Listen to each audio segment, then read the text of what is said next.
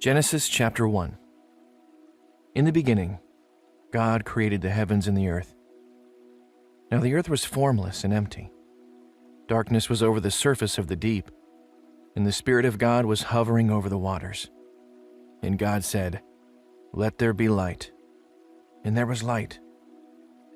God saw that the light was good, and He separated the light from the darkness. God called the light day, and the darkness He called night. And there was evening, and there was morning, the first day.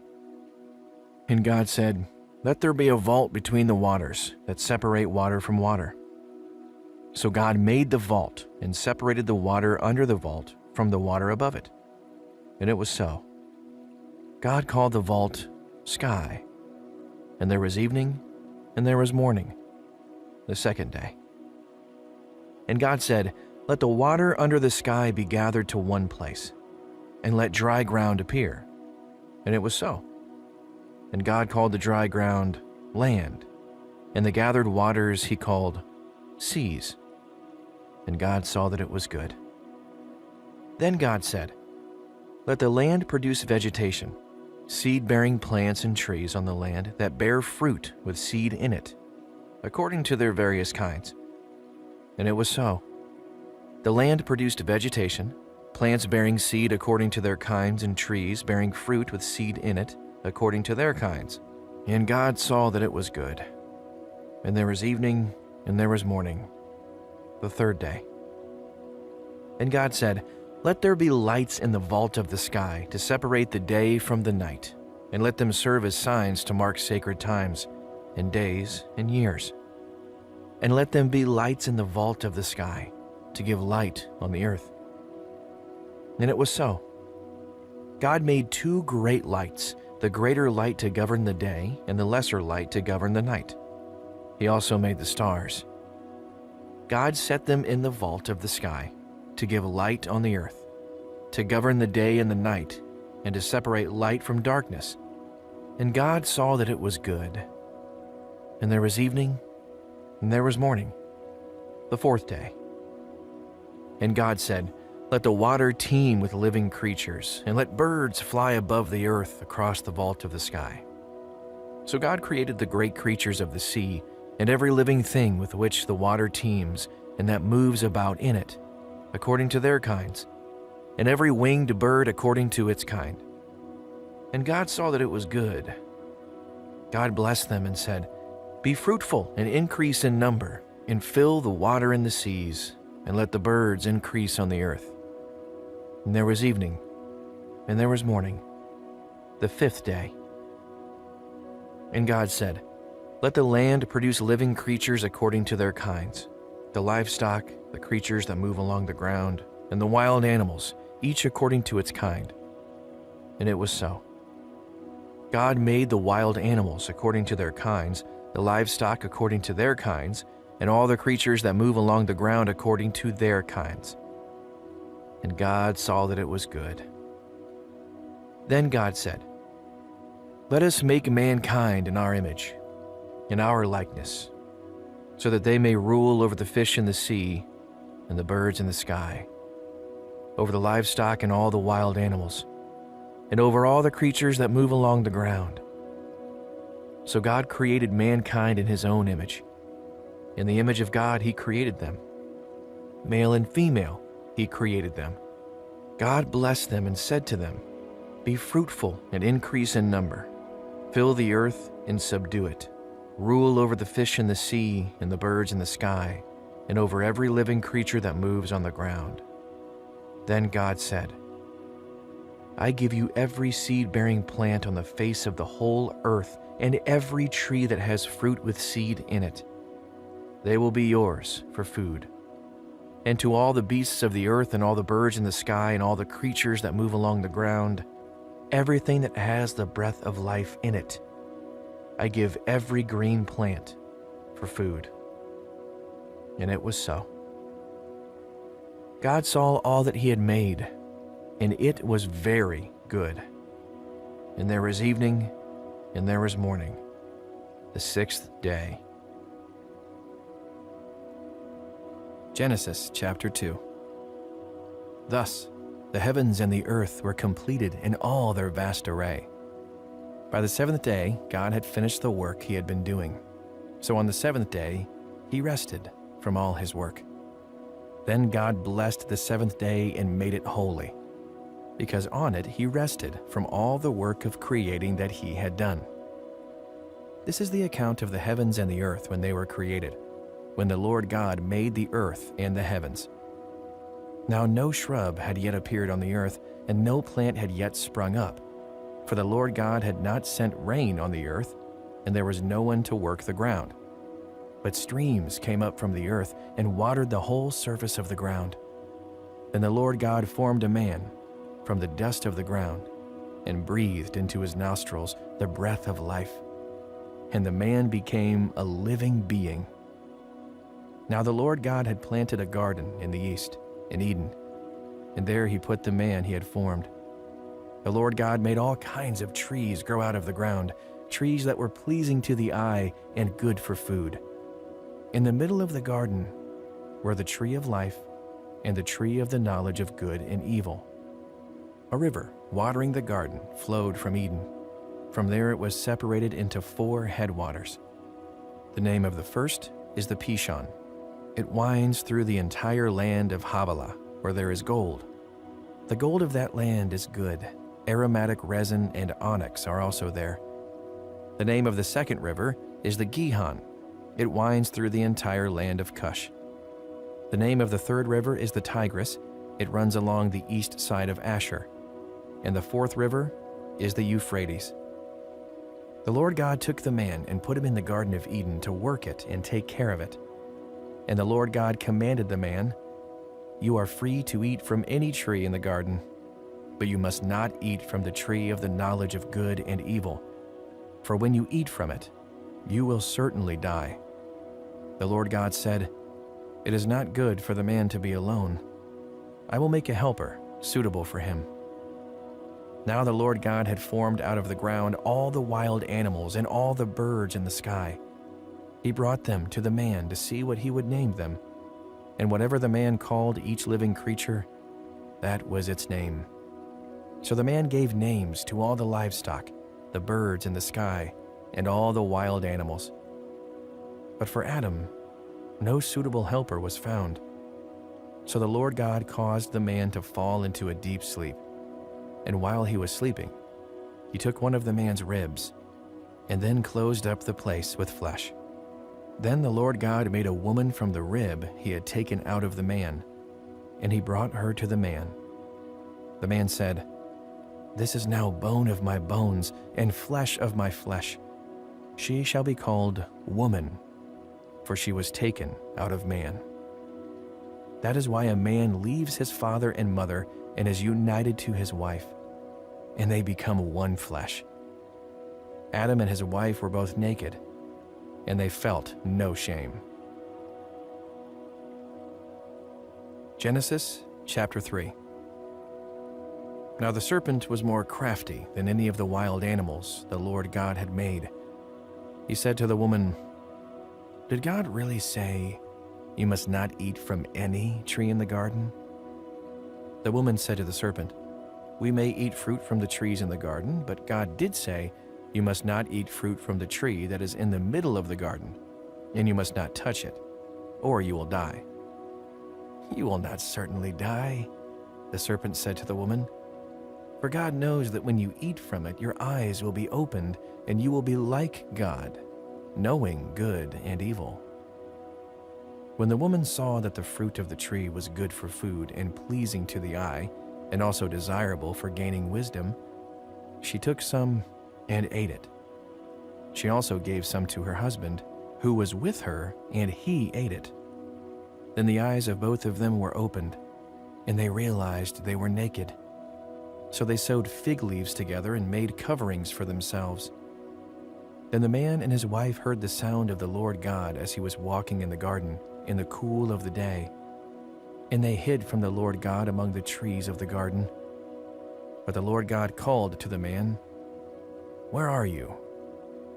He answered, "I heard you in the garden, and I was afraid because I was naked, so I hid."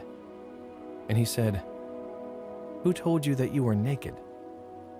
Have you eaten from the tree that I commanded you not to eat from?" The man said, "The woman you put here with me, she gave me some fruit from the tree, and I ate it." Then the Lord God said to the woman, "What is this you have done?" The woman said, "The serpent deceived me, and I ate." So the Lord God said to the serpent, "Because you have done this, cursed are you above all livestock and all wild animals. You will crawl on your belly, and you will eat dust all the days of your life. And I will put enmity between you and the woman, and between your offspring and hers. He will crush your head, and you will strike his heel." To the woman he said, "I will make your pains in childbearing very severe. With painful labor you will give birth to children. Your desire will be for your husband, and he will rule over you." To Adam he said, "Because you listened to your wife and ate fruit from the tree about which I commanded you, you must not eat from it. Cursed is the ground because of you. Through painful toil you will eat food from it all the days of your life. It will produce thorns and thistles for you, and you will eat the plants of the field. By the sweat of your brow you will eat your food until you return to the ground, since from it you were taken. For dust you are, and to dust you will return." Adam named his wife Eve because she would become the mother of all the living. The Lord God made garments of skin for Adam and his wife and clothed them. And the Lord God said, "The man has now become like one of us, knowing good and evil. He must not be allowed to reach out his hand and take also from the tree of life and eat and live forever." So the Lord God banished him from the Garden of Eden to work the ground from which he had been taken. After he drove the man out, he placed on the east side of the Garden of Eden cherubim and a flaming sword flashing back and forth to guard the way to the tree of life. Genesis chapter 4. Adam made love to his wife Eve, and she became pregnant and gave birth to Cain. She said, "With the help of the Lord I have brought forth a man." Later she gave birth to his brother Abel. Now Abel kept flocks, and Cain worked the soil. In the course of time, Cain brought some of the fruits of the soil as an offering to the Lord. And Abel also brought an offering, fat portions from some of the firstborn of his flock. The Lord looked with favor on Abel and his offering, but on Cain and his offering he did not look with favor. So Cain was very angry, and his face was downcast. Then the Lord said to Cain, "Why are you angry? Why is your face downcast? If you do what is right, will you not be accepted? But if you do not do what is right, sin is crouching at your door. It desires to have you, but you must rule over it." Now Cain said to his brother Abel, "Let's go out to the field." While they were in the field, Cain attacked his brother Abel and killed him. Then the Lord said to Cain, "Where is your brother Abel?" "I don't know," he replied. "Am I my brother's keeper?" The Lord said, "What have you done? Listen, your brother's blood cries out to me from the ground. Now you are under a curse and driven from the ground, which opened its mouth to receive your brother's blood from your hand. When you work the ground, it will no longer yield its crops for you. You will be a restless wanderer on the earth." Cain said to the Lord, "My punishment is more than I can bear. Today you are driving me from the land, and I will be hidden from your presence. I will be a restless wanderer on the earth, and whoever finds me will kill me." But the Lord said to him, "Not so. Anyone who kills Cain will suffer vengeance 7 times over." Then the Lord put a mark on Cain, so that no one who found him would kill him. So Cain went out from the Lord's presence and lived in the land of Nod, east of Eden. Cain made love to his wife, and she became pregnant and gave birth to Enoch. Cain was then building a city, and he named it after his son Enoch. To Enoch was born Irad, and Irad was the father of Mehujael, and Mehujael was the father of Methushael, and Methushael was the father of Lamech. Lamech married two women, one named Ada and the other Zillah. Ada gave birth to Jabal. He was the father of those who live in tents and raise livestock. His brother's name was Jubal. He was the father of all who play stringed instruments and pipes. Zillah also had a son, Tubal-Cain, who forged all kinds of tools out of bronze and iron. Tubal-Cain's sister was Naamah. Lamech said to his wives, Ada and Zillah, listen to me. Wives of Lamech, hear my words. I have killed a man for wounding me, a young man for injuring me. If Cain is avenged 7 times, then Lamech 77 times. Adam made love to his wife again, and she gave birth to a son and named him Seth, saying, God has granted me another child in place of Abel, since Cain killed him. Seth also had a son, and he named him Enosh. At that time, people began to call on the name of the Lord. Genesis chapter 5. This is the written account of Adam's family line. When God created mankind, he made them in the likeness of God. He created them male and female and blessed them. And he named them mankind when they were created. When Adam had lived 130 years, he had a son in his own likeness, in his own image, and he named him Seth. After Seth was born, Adam lived 800 years and had other sons and daughters. Altogether, Adam lived a total of 930 years, and then he died. When Seth had lived 105 years, he became the father of Enosh. After he became the father of Enosh, Seth lived 807 years and had other sons and daughters. Altogether, Seth lived a total of 912 years, and then he died. When Enosh had lived 90 years, he became the father of Kenan. After he became the father of Kenan, Enosh lived 815 years and had other sons and daughters. Altogether, Enosh lived a total of 905 years, and then he died. When Kenan had lived 70 years, he became the father of Mahalalel. After he became the father of Mahalalel, Kenan lived 840 years and had other sons and daughters. Altogether, Kenan lived a total of 910 years, and then he died. When Mahalalel had lived 65 years, he became the father of Jared. After he became the father of Jared, Mahalalel lived 830 years and had other sons and daughters.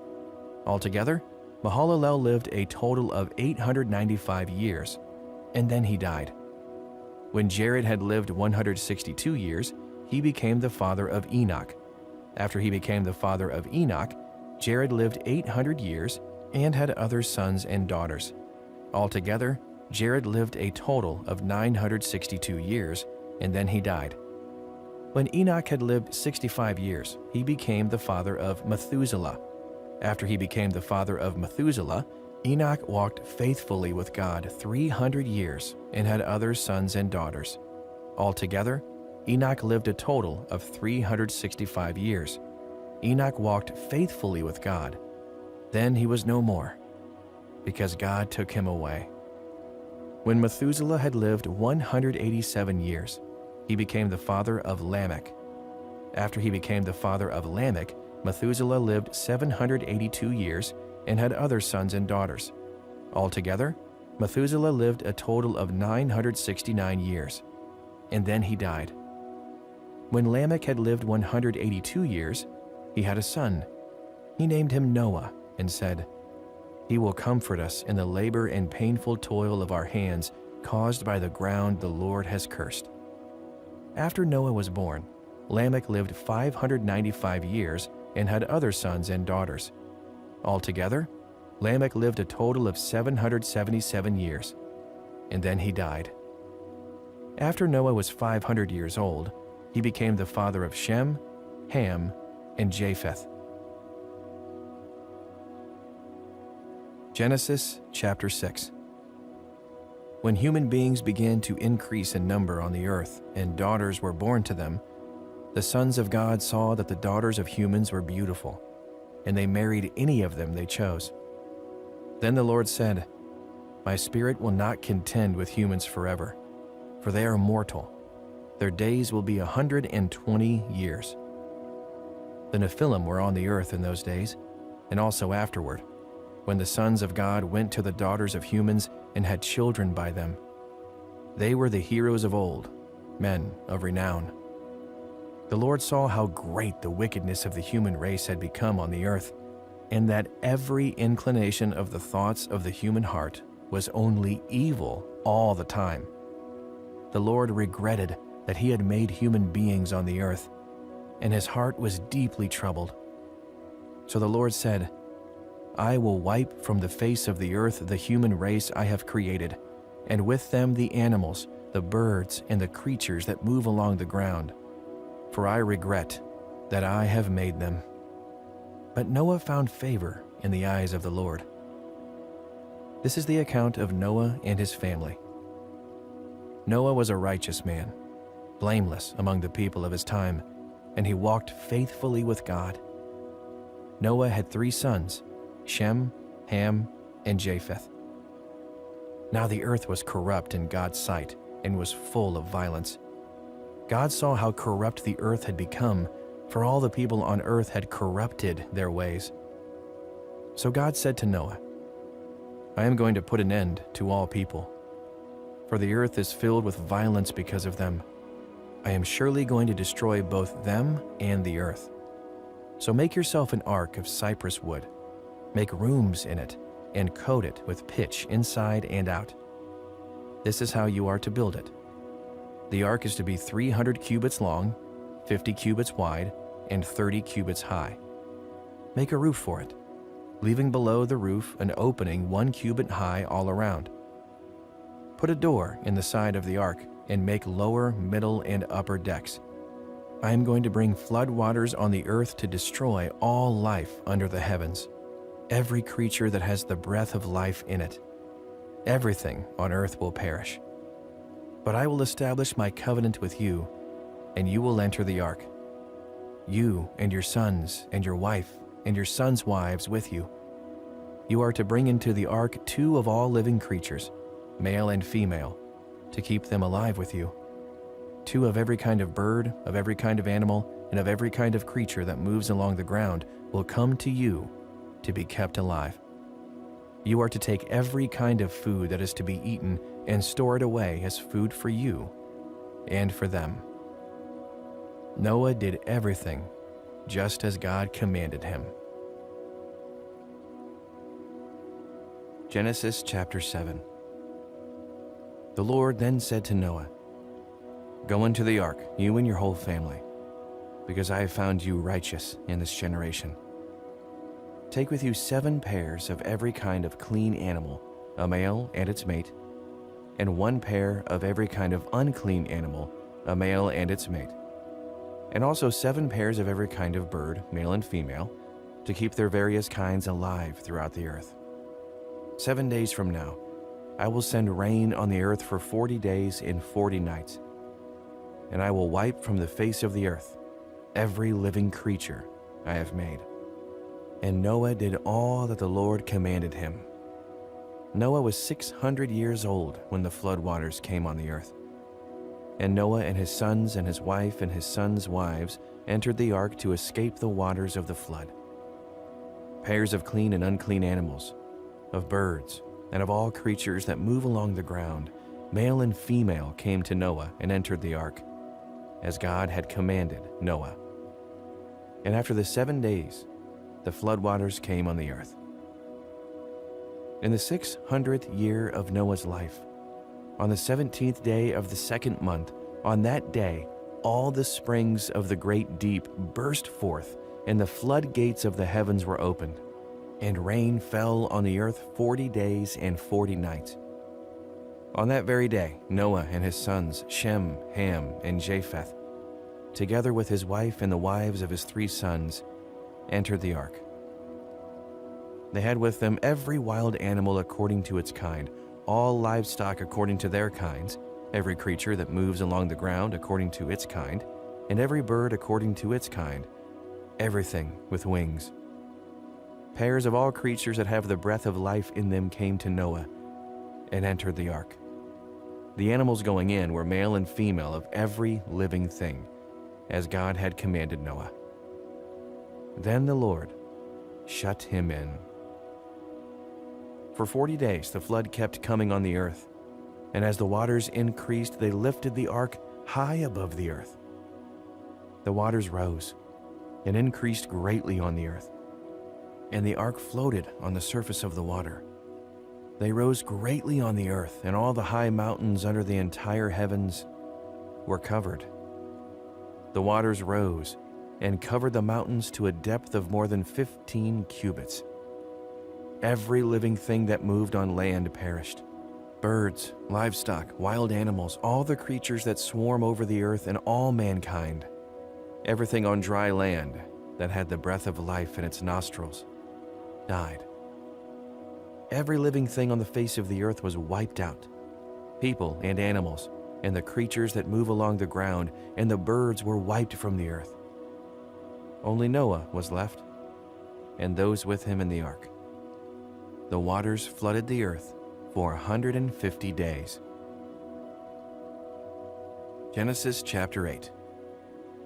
But God remembered Noah and all the wild animals and the livestock that were in with him in the ark, and he sent a wind over the earth, and the waters receded. Now the springs of the deep and the floodgates of the heavens had been closed, and the rain had stopped falling from the sky. The water receded steadily from the earth. At the end of the 150 days, the water had gone down. And on the 7th day of the 7th month, the ark came to rest on the mountains of Ararat. The waters continued to recede until the 10th month, and the first day of the 10th month, the tops of the mountains became visible. After 40 days, Noah opened a window he had made in the ark and sent out a raven, and it kept flying back and forth until the water had dried up from the earth.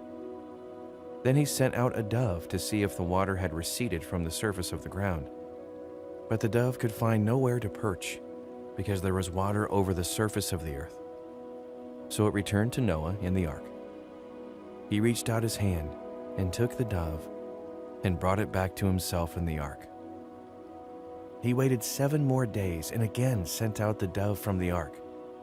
When the dove returned to him in the evening, there in its beak was a freshly plucked olive leaf.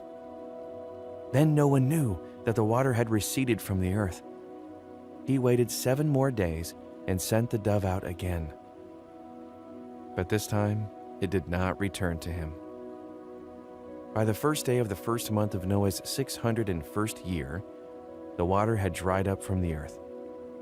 Noah then removed the covering from the ark and saw that the surface of the ground was dry. By the 27th day of the 2nd month, the earth was completely dry. Then God said to Noah, "Come out of the ark, you and your wife and your sons and their wives. Bring out every kind of living creature that is with you, the birds, the animals, and all the creatures that move along the ground, so they can multiply on the earth and be fruitful and increase in number on it." So Noah came out, together with his sons and his wife and his sons' wives. All the animals and all the creatures that move along the ground and all the birds, everything that moves on land, came out of the ark, one kind after another. Then Noah built an altar to the Lord, and, taking some of all the clean animals and clean birds, he sacrificed burnt offerings on it. The Lord smelled the pleasing aroma and said in his heart, "Never again will I curse the ground because of humans, even though every inclination of the human heart is evil from childhood. And never again will I destroy all living creatures, as I have done. As long as the earth endures, seed time and harvest, cold and heat, summer and winter, day and night will never cease." Genesis chapter 9. Then God blessed Noah and his sons, saying to them, "Be fruitful and increase in number and fill the earth. The fear and dread of you will fall on all the beasts of the earth, and on all the birds in the sky, on every creature that moves along the ground, and on all the fish in the sea. They are given into your hands. Everything that lives and moves about will be food for you, just as I gave you the green plants. I now give you everything. But you must not eat meat that has its lifeblood still in it, and for your lifeblood I will surely demand an accounting. I will demand an accounting from every animal, and from each human being too. I will demand an accounting for the life of another human being. Whoever sheds human blood, by humans shall their blood be shed. For in the image of God has God made mankind. As for you, be fruitful and increase in number, multiply on the earth and increase upon it." Then God said to Noah and to his sons with him, "I now establish my covenant with you and with your descendants after you, and with every living creature that was with you, the birds, the livestock, and all the wild animals, all those that came out of the ark with you, every living creature on earth. I will establish my covenant with you. Never again will all life be destroyed by the waters of a flood. Never again will there be a flood to destroy the earth." And God said, "This is the sign of the covenant I am making between me and you and every living creature with you, a covenant for all generations to come. I have set my rainbow in the clouds, and it will be the sign of the covenant between me and the earth. Whenever I bring clouds over the earth and the rainbow appears in the clouds, I will remember my covenant between me and you and all living creatures of every kind. Never again will the waters become a flood to destroy all earth. Whenever the rainbow appears in the clouds, I will see it and remember the everlasting covenant between God and all living creatures of every kind on the earth." So God said to Noah, "This is the sign of the covenant I have established between me and all life on the earth." The sons of Noah who came out of the ark were Shem, Ham, and Japheth. Ham was the father of Canaan. These were the three sons of Noah, and from them came the people who were scattered over the whole earth. Noah, a man of the soil, proceeded to plant a vineyard. When he drank some of its wine, he became drunk and lay uncovered inside his tent. Ham, the father of Canaan, saw his father naked and told his two brothers outside. But Shem and Japheth took a garment and laid it across their shoulders. Then they walked in backward and covered their father's naked body. Their faces were turned the other way, so that they would not see their father naked. When Noah awoke from his wine and found out what his youngest sons had done to him, he said, "Cursed be Canaan, the lowest of slaves will he be to his brothers." He also said, "Praise be to the Lord, the God of Shem. May Canaan be the slave of Shem. May God extend Japheth's territory. May Japheth live in the tents of Shem, and may Canaan be the slave of Japheth." After the flood, Noah lived 350 years. Noah lived a total of 950 years, and then he died. Genesis chapter 10. This is the account of Shem, Ham, and Japheth, Noah's sons, who themselves had sons after the flood. The sons of Japheth: Gomer, Magog, Madai, Javan, Tubal, Meshech, and Tiras. The sons of Gomer: Ashkenaz, Riphath, and Togarmah. The sons of Javan: Elisha, Tarshish, the Kittites, and the Rodanites. From these the maritime peoples spread out into their territories by their clans within their nations, each with its own language. The sons of Ham: Cush, Egypt, Put, and Canaan. The sons of Cush: Seba, Havilah, Sabta, Ramah, and Sabteka. The sons of Ramah: Sheba and Dedan. Cush was the father of Nimrod, who became a mighty warrior on the earth. He was a mighty hunter before the Lord. That is why it is said, like Nimrod, a mighty hunter before the Lord. The first centers of his kingdom were Babylon, Uruk, Akkad, and Calneh in Shinar. From that land he went to Assyria, where he built Nineveh, Rehoboth-ir, Calah, and Resen, which is between Nineveh and Calah, which is the great city. Egypt was the father of the Ludites, Anamites, Lehabites, Naphtuhites, Pathrusites, Caslahites, from whom the Philistines came, and Caphtorites. Canaan was the father of Sidon, his firstborn, and of the Hittites, Jebusites, Amorites, Girgashites, Hivites, Archites, Sinites, Arvadites, Zemarites, and Hamathites. Later, the Canaanite clans scattered, and the borders of Canaan reached from Sidon toward Gerar as far as Gaza, and then toward Sodom, Gomorrah, Admah, and Seboim, as far as Lasha. These are the sons of Ham by their clans and languages, and their territories and nations. Sons were also born to Shem, whose older brother was Japheth. Shem was the ancestor of all the sons of Eber. The sons of Shem: Elam, Asher, Arphaxad, Lud, and Aram. The sons of Aram: Uz, Hul, Gether, and Meshech. Arphaxad was the father of Shelah, and Shelah the father of Eber. 2 sons were born to Eber. One was named Peleg, because in his name the earth was divided. His brother was named Joktan. Joktan was the father of Almadad, Sheleph, Hazarmaveth, Jerah, Hadoram, Uzal, Diklah, Obal, Abimael, Sheba, Ophir, Havilah, and Jobab. All these were sons of Joktan. The region where they lived stretched from Mesha toward Zephar in the eastern hill country. These are the sons of Shem by their clans and languages, and their territories and nations. These are the clans of Noah's sons, according to their lines of descent, within their nations. From these nations spread out over the earth after the flood. Genesis chapter 11. Now the whole world had one language and a common speech. As people moved eastward, they found a plain in Shinar and settled there. They said to each other, "Come, let's make bricks and bake them thoroughly." They used brick instead of stone, and tar for mortar. Then they said, "Come, let us build ourselves a city with a tower that reaches to the heavens, so that we may make a name for ourselves. Otherwise, we will be scattered over the face of the earth."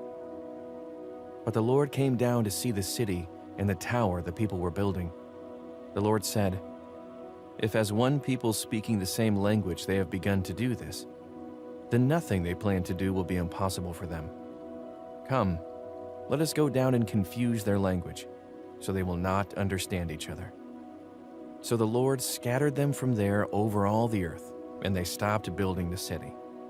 That is why it is called Babel, because there the Lord confused the language of the whole world.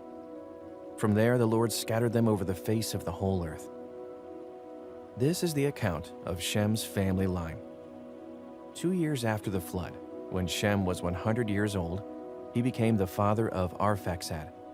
And after he became the father of Arphaxad, Shem lived 500 years and had other sons and daughters.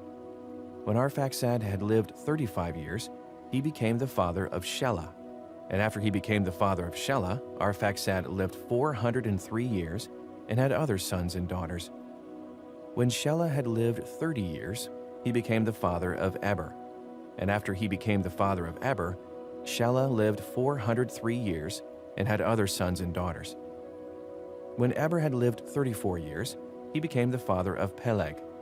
And after he became the father of Peleg, Eber lived 430 years and had other sons and daughters. When Peleg had lived 30 years, he became the father of Reu. And after he became the father of Reu, Peleg lived 209 years and had other sons and daughters. When Reu had lived 32 years, he became the father of Serug. And after he became the father of Serug, Reu lived 207 years and had other sons and daughters. When Serug had lived 30 years, he became the father of Nahor. And after he became the father of Nahor, Serug lived 200 years and had other sons and daughters. When Nahor had lived 29 years, he became the father of Terah. And after he became the father of Terah, Nahor lived 119 years and had other sons and daughters. After Terah had lived 70 years, he became the father of Abram, Nahor, and Haran. This is the account of Terah's family line. Terah became the father of Abram, Nahor, and Haran became the father of Lot. While his father Terah was still alive, Haran died in Ur of the Chaldeans, in the land of his birth. Abram and Nahor both married. The name of Abram's wife was Sarai, and the name of Nahor's wife was Milcah. She was the daughter of Haran, the father of both Milcah and Iscah. Now Sarai was childless because she was not able to conceive. Terah took his son Abram, his grandson Lot, son of Haran, and his daughter-in-law Sarai, the wife of his son Abram, and together they set out from Ur of the Chaldeans to go to Canaan. But when they came to Haran, they settled there. Terah lived 205 years, and he died in Haran. Genesis chapter 12. The Lord had said to Abram, "Go from your country, your people, and your father's household to the land I will show you. I will make you into a great nation, and I will bless you. I will make your name great, and you will be a blessing. I will bless those who bless you, and whoever curses you, I will curse. And all peoples on earth will be blessed through you." So Abram went, as the Lord had told him, and Lot went with him. Abram was 75 years old when he set out for Haran. He took his wife Sarai, his nephew Lot, all the possessions they had accumulated, and the people they had acquired in Haran, and they set out for the land of Canaan. And they arrived there. Abram traveled through the land as far as the site of the great tree of Moreh at Shechem. At that time, the Canaanites were in the land. The Lord appeared to Abram and said, "To your offspring I will give this land." So he built an altar there to the Lord, who had appeared to him. From there he went on toward the hills east of Bethel and pitched his tent, with Bethel on the west and Ai on the east. There he built an altar to the Lord and called on the name of the Lord. Then Abram set out and continued toward the Negev. Now there was a famine in the land, and Abram went down to Egypt to live there for a while because the famine was severe. As he was about to enter Egypt, he said to his wife Sarai, "I know what a beautiful woman you are. When the Egyptians see you, they will say, 'This is his wife.' Then they will kill me, but will let you live. Say you are my sister, so that I will be treated well for your sake, and my life will be spared because of you." When Abram came to Egypt, the Egyptians saw that Sarai was a very beautiful woman. And when Pharaoh's officials saw her, they praised her to Pharaoh, and she was taken into his palace. He treated Abram well for her sake, and Abram acquired sheep and cattle, male and female donkeys, male and female servants, and camels. But the Lord inflicted serious diseases on Pharaoh and his household because of Abram's wife Sarai. So Pharaoh summoned Abram. "What have you done to me?" he said. "Why didn't you tell me she was your wife? Why did you say she is my sister, so that I took her to be my wife? Now then, here is your wife. Take her and go." Then Pharaoh gave orders about Abram to his men, and they sent him on his way, with his wife and everything he had. Genesis chapter 13. So Abram went up from Egypt to the Negev, with his wife and everything he had, and Lot went with him. Abram had become very wealthy in livestock and in silver and gold. From the Negev, he went from place to place until he came to Bethel, to the place between Bethel and Ai, where his tent had been earlier, and where he had first built an altar. There Abram called on the name of the Lord. Now Lot, who was moving about with Abram, also had flocks and herds and tents, but the land could not support them while they stayed together, for their possessions were so great that they were not able to stay together. and quarreling arose between Abram's herders and Lot's. The Canaanites and Perizzites were also living in the land at that time. So Abram said to Lot, "Let's not have any quarreling between you and me, or between your herders and mine, for we are close relatives. Is not the whole land before you? Let's part company. If you go to the left, I'll go to the right. If you go to the right, I'll go to the left." Lot looked around and saw that the whole plain of the Jordan toward Zoar was well watered, like the garden of the Lord, like the land of Egypt. This was before the Lord destroyed Sodom and Gomorrah. So Lot chose for himself the whole plain of the Jordan and set out toward the east. The two men parted company. Abram lived in the land of Canaan, while Lot lived among the cities of the plain and pitched his tents near Sodom. Now the people of Sodom were wicked and were sinning greatly against the Lord.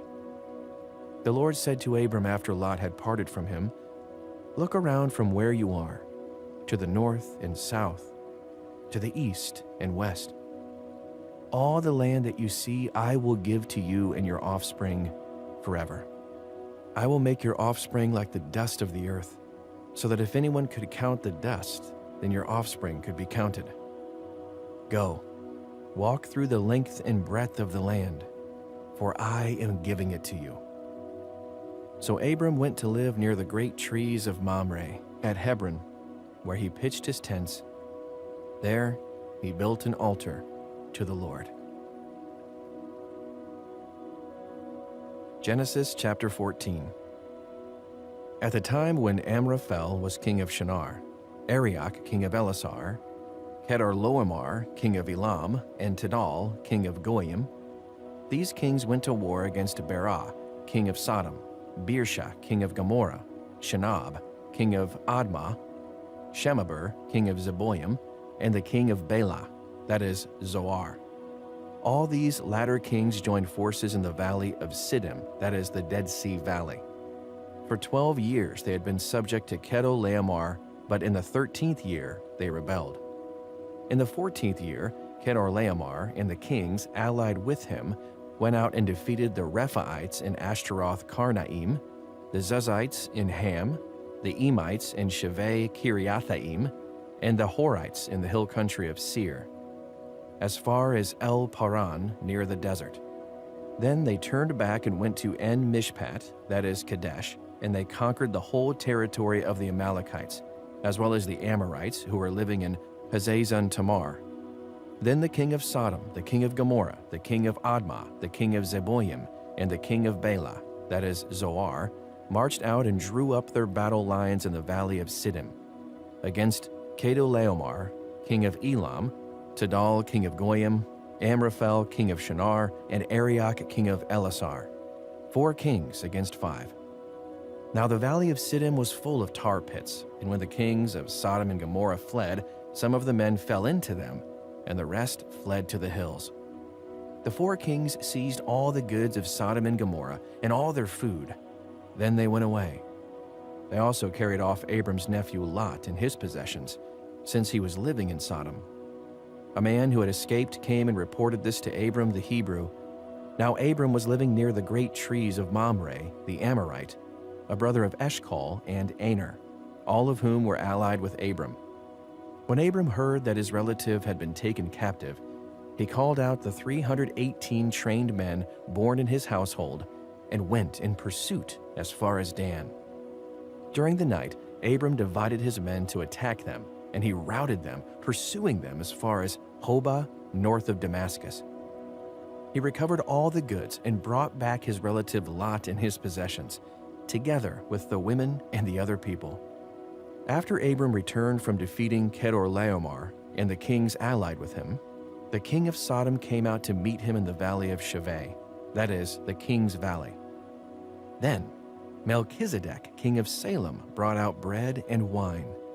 He was priest of God Most High, and he blessed Abram, saying, "Blessed be Abram by God Most High, creator of heaven and earth, and praise be to God Most High, who delivered your enemies into your hand."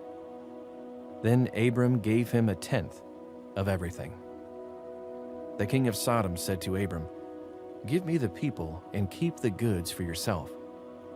But Abram said to the king of Sodom, "With raised hand, I have sworn an oath to the Lord God Most High, creator of heaven and earth, that I will accept nothing belonging to you, not even a thread or the strap of a sandal, so that you will never be able to say, 'I made Abram rich.'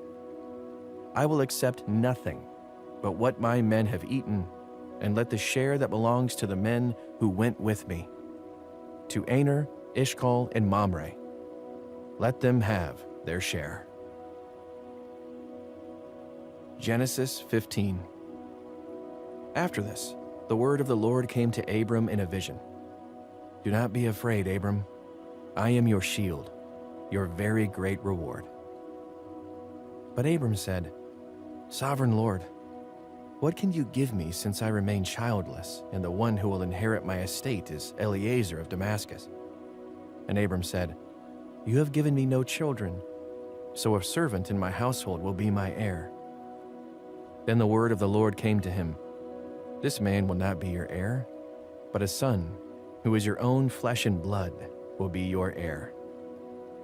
He took him outside and said, "Look up at the sky and count the stars, if indeed you can count them." Then he said to him, "So shall your offspring be."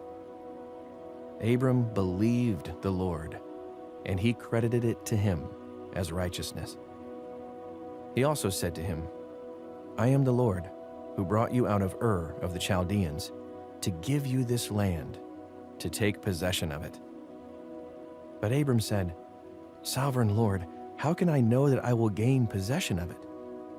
So the Lord said to him, "Bring me a heifer, a goat, and a ram, each 3 years old, along with a dove and a young pigeon."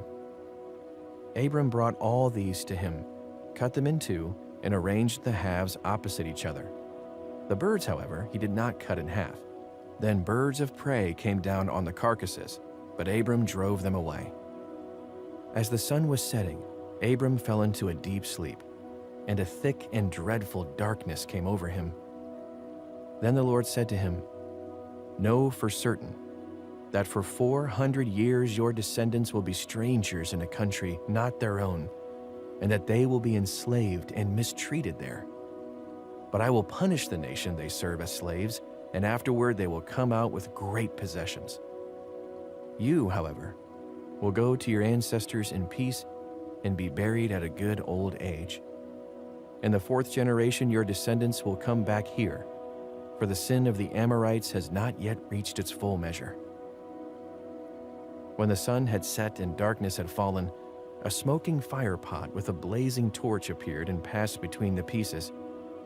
On that day, the Lord made a covenant with Abram and said, "To your descendants I give this land, from the Wadi of Egypt to the great river, the Euphrates, the land of the Kenites, Kenizzites, Kadmonites, Hittites, Perizzites, Rephaites, Amorites, Canaanites, Girgashites, and Jebusites." Genesis chapter 16. Now Sarai, Abram's wife, had borne him no children, but she had an Egyptian slave named Hagar. So she said to Abram, "The Lord has kept me from having children.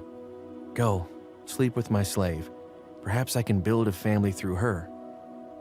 Abram agreed to what Sarai said. So after Abram had been living in Canaan 10 years, Sarai, his wife, took her Egyptian slave Hagar and gave her to her husband to be his wife. He slept with Hagar, and she conceived. When she knew she was pregnant, she began to despise her mistress. Then Sarai said to Abram, "You are responsible for the wrong I am suffering. I put my slave in your arms, and now that she knows she is pregnant, she despises me. May the Lord judge between you and me." "Your slave is in your hands," Abram said. "Do with her whatever you think is best." Then Sarai mistreated Hagar, so she fled from her. The angel of the Lord found Hagar near a spring in the desert. It was the spring that is beside the road of Shur. And he said, "Hagar, slave of Sarai, where have you come from, and where are you going?" "I'm running away from my mistress Sarai," she answered. Then the angel of the Lord told her, "Go back to your mistress and submit to her." The angel added, "I will increase your descendants so much that they will be too numerous to count." The angel of the Lord also said to her, "You are now pregnant, and you will give birth to a son. You shall name him Ishmael, for the Lord has heard your misery. He will be a wild donkey of a man. His hand will be against everyone, and everyone's hand against him, and he will live in hostility toward all his brothers." She gave this name to the Lord who spoke to her, "You are the God who sees me." For she said, "I have now seen the one who sees me." That is why the well was called Bir Lahai Roi. It is still there, between Kadesh and Bered. So Hagar bore Abram a son, and Abram gave the name Ishmael to the son she had born. Abram was 86 years old when Hagar bore him Ishmael. Genesis chapter 17. When Abram was 99 years old, the Lord appeared to him and said, "I am God Almighty. Walk before me faithfully and be blameless. Then I will make my covenant between me and you and will greatly increase your numbers." Abram fell face down, and God said to him, "As for me, this is my covenant with you. You will be the father of many nations. No longer will you be called Abram. Your name will be Abraham. For I have made you a father of many nations. I will make you very fruitful. I will make nations of you, and kings will come from you. I will establish my covenant as an everlasting covenant between me and you and your descendants after you, for the generations to come, to be your God and the God of your descendants after you. The whole land of Canaan, where you now reside as a foreigner, I will give as an everlasting possession to you and your descendants after you, and I will be their God." Then God said to Abraham, "As for you, you must keep my covenant, you and your descendants after you for the generations to come. This is my covenant with you and your descendants after you, the covenant you are to keep. Every male among you shall be circumcised. You are to undergo circumcision, and it will be a sign of the covenant between me and you. For the generations to come, every male among you who is 8 days old must be circumcised, including those born in your household or bought with money from a foreigner, those who are not your offspring. Whether born in your household or bought with your money, they must be circumcised. My covenant in your flesh is to be an everlasting covenant. Any uncircumcised male who has not been circumcised in the flesh will be cut off from his people.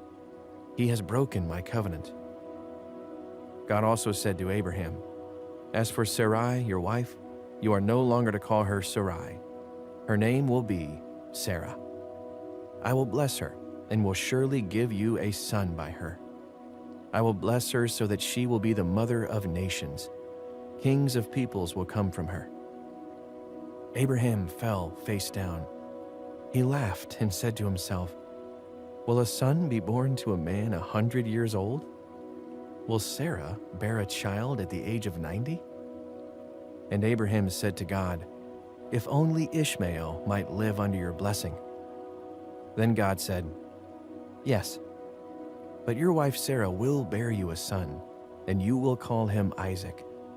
I will establish my covenant with him as an everlasting covenant for his descendants after him. And as for Ishmael, I have heard you. I will surely bless him. I will make him fruitful and will greatly increase his numbers. He will be the father of 12 rulers, and I will make him into a great nation. But my covenant I will establish with Isaac, whom Sarah will bear to you by this time next year."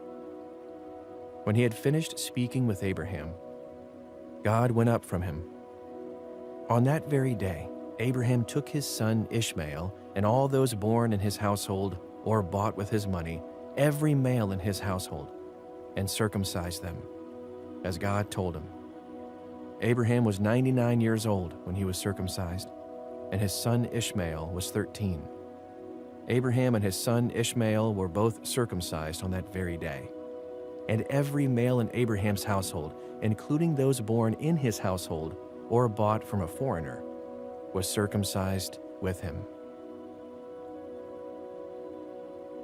Genesis chapter 18. The Lord appeared to Abraham near the great trees of Mamre while he was sitting at the entrance to his tent in the heat of the day. Abraham looked up and saw 3 men standing nearby. When he saw them, he hurried from the entrance of his tent to meet them and bowed low to the ground. He said, "I have found favor in your eyes, my Lord. Do not pass your servant by. Let a little water be brought, and then you may all wash your feet and rest under this tree. Let me give you something to eat, so you can be refreshed and then go on your way, now that you have come to your servant." "Very well," they answered. "Do as you say." So Abraham hurried into the tent to Sarah. "Quick," he said, "get 3 seahs of the finest flour and knead it and bake some bread."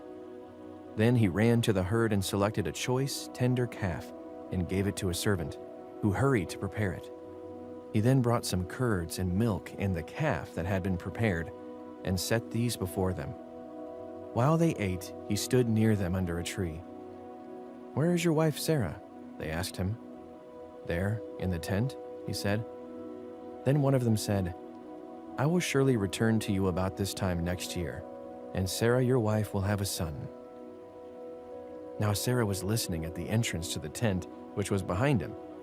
Abraham and Sarah were already very old, and Sarah was past the age of childbearing. So Sarah laughed to herself as she thought, "After I am worn out and my Lord is old, will I now have this pleasure?" Then the Lord said to Abraham, "Why did Sarah laugh and say, 'Will I really have a child now that I am old?' Is anything too hard for the Lord? I will return to you at the appointed time next year, and Sarah will have a son." Sarah was afraid, so she lied and said, "I did not laugh." But he said, "Yes, you did laugh." When the men got up to leave, they looked down towards Sodom, and Abraham walked along with them to see them on their way. Then the Lord said, "Shall I hide from Abraham what I am about to do? Abraham will surely become a great and powerful nation, and all nations on earth will be blessed through him. For I have chosen him, so that he will direct his children and his household after him to keep the way of the Lord by doing what is right and just, so that the Lord will bring about for Abraham what he has promised him." Then the Lord said, "The outcry against Sodom and Gomorrah is so great and their sin so grievous that I will go down and see if what they have done is as bad as the outcry that has reached me. If not, I will know." The men turned away and went towards Sodom, but Abraham remained standing before the Lord. Then Abraham approached him and said, "Will you sweep away the righteous with the wicked? What if there are 50 righteous people in the city? Will you really sweep it away and not spare the place for the sake of the 50 righteous people in it? Far be it from you to do such a thing, to kill the righteous with the wicked, treating the righteous and the wicked alike. Far be it from you. Will not the judge of all the earth do right?" The Lord said, "If I find 50 righteous people in the city of Sodom, I will spare the whole place for their sake." Then Abraham spoke again, "Now that I have been so bold as to speak to the Lord, though I am nothing but dust and ashes, what if the number of the righteous is 5 less than 50? Will you destroy the whole city for lack of 5 people? If I find 45 there," he said, "I will not destroy it." Once again he spoke to him, "What if only 40 are found there?" He said, "For the sake of 40, I will not do it." Then he said, "May the Lord not be angry, but let me speak. What if only 30 can be found there?" He answered, "I will not do it, if I find 30 there." Abraham said, "Now that I have been so bold as to speak to the Lord, what if only 20 can be found there?" He said, "For the sake of 20, I will not destroy it." Then he said, "May the Lord not be angry, but let me speak just once more. What if only 10 can be found there?" He answered, "For the sake of 10, I will not destroy it." When the Lord had finished speaking with Abraham, he left, and Abraham returned home. Genesis chapter 19. The two angels arrived at Sodom in the evening, and Lot was sitting in the gateway of the city. When he saw them, he got up to meet them and bowed down with his face to the ground. "My lords," he said, "please turn aside to your servant's house. You can wash your feet and spend the night, and then go on your way early in the morning." "No," they answered, "we will spend the night in the square." But he insisted so strongly that they did go with him and entered his house. He prepared a meal for them, baking bread without yeast, and they ate. Before they had gone to bed, all the men from every part of the city of Sodom, both young and old, surrounded the house. They called to Lot, "Where are the men who came to you tonight? Bring them out to us so that we can have sex with them." Lot went outside to meet them and shut the door behind him and said, "No, my friends, don't do this wicked thing. Look, I have 2 daughters who have never slept with a man. Let me bring them out to you, and you can do what you like with them. But don't do anything to these men, for they have come under the protection of my roof." "Get out of our way," they replied. "This fellow came here as a foreigner, and now he wants to play the judge. We'll treat you worse than them." They kept bringing pressure on Lot and moved forward to break down the door. But the men inside reached out and pulled Lot back into the house and shut the door. They then struck the men who were at the door of the house, young and old, with blindness, so that they could not find the door. The 2 men said to Lot, "Do you have anyone else here? Sons-in-law, sons or daughters, or anyone else in the city who belongs to you? Get them out of here, because we are going to destroy this place. The outcry to the Lord against its people is so great that he has sent us to destroy it." So Lot went out and spoke to his sons-in-law, who were pledged to marry his daughters. He said, "Hurry and get out of this place, because the Lord is about to destroy the city." But his sons-in-law thought he was joking. With the coming of dawn, the angels urged Lot, saying, "Hurry, take your wife and your 2 daughters who are here, or you will be swept away when the city is punished." When he hesitated, the men grasped his hand and the hands of his wife and his 2 daughters and led them safely out of the city, for the Lord was merciful to them. As soon as they had brought them out, one of them said, "Flee for your lives. Don't look back and don't stop anywhere in the plain. Flee to the mountains, or you will be swept away." But Lot said to them, "No, my lords, please. Your servant has found favor in your eyes, and you have shown great kindness to me in sparing my life. But I can't flee to the mountains.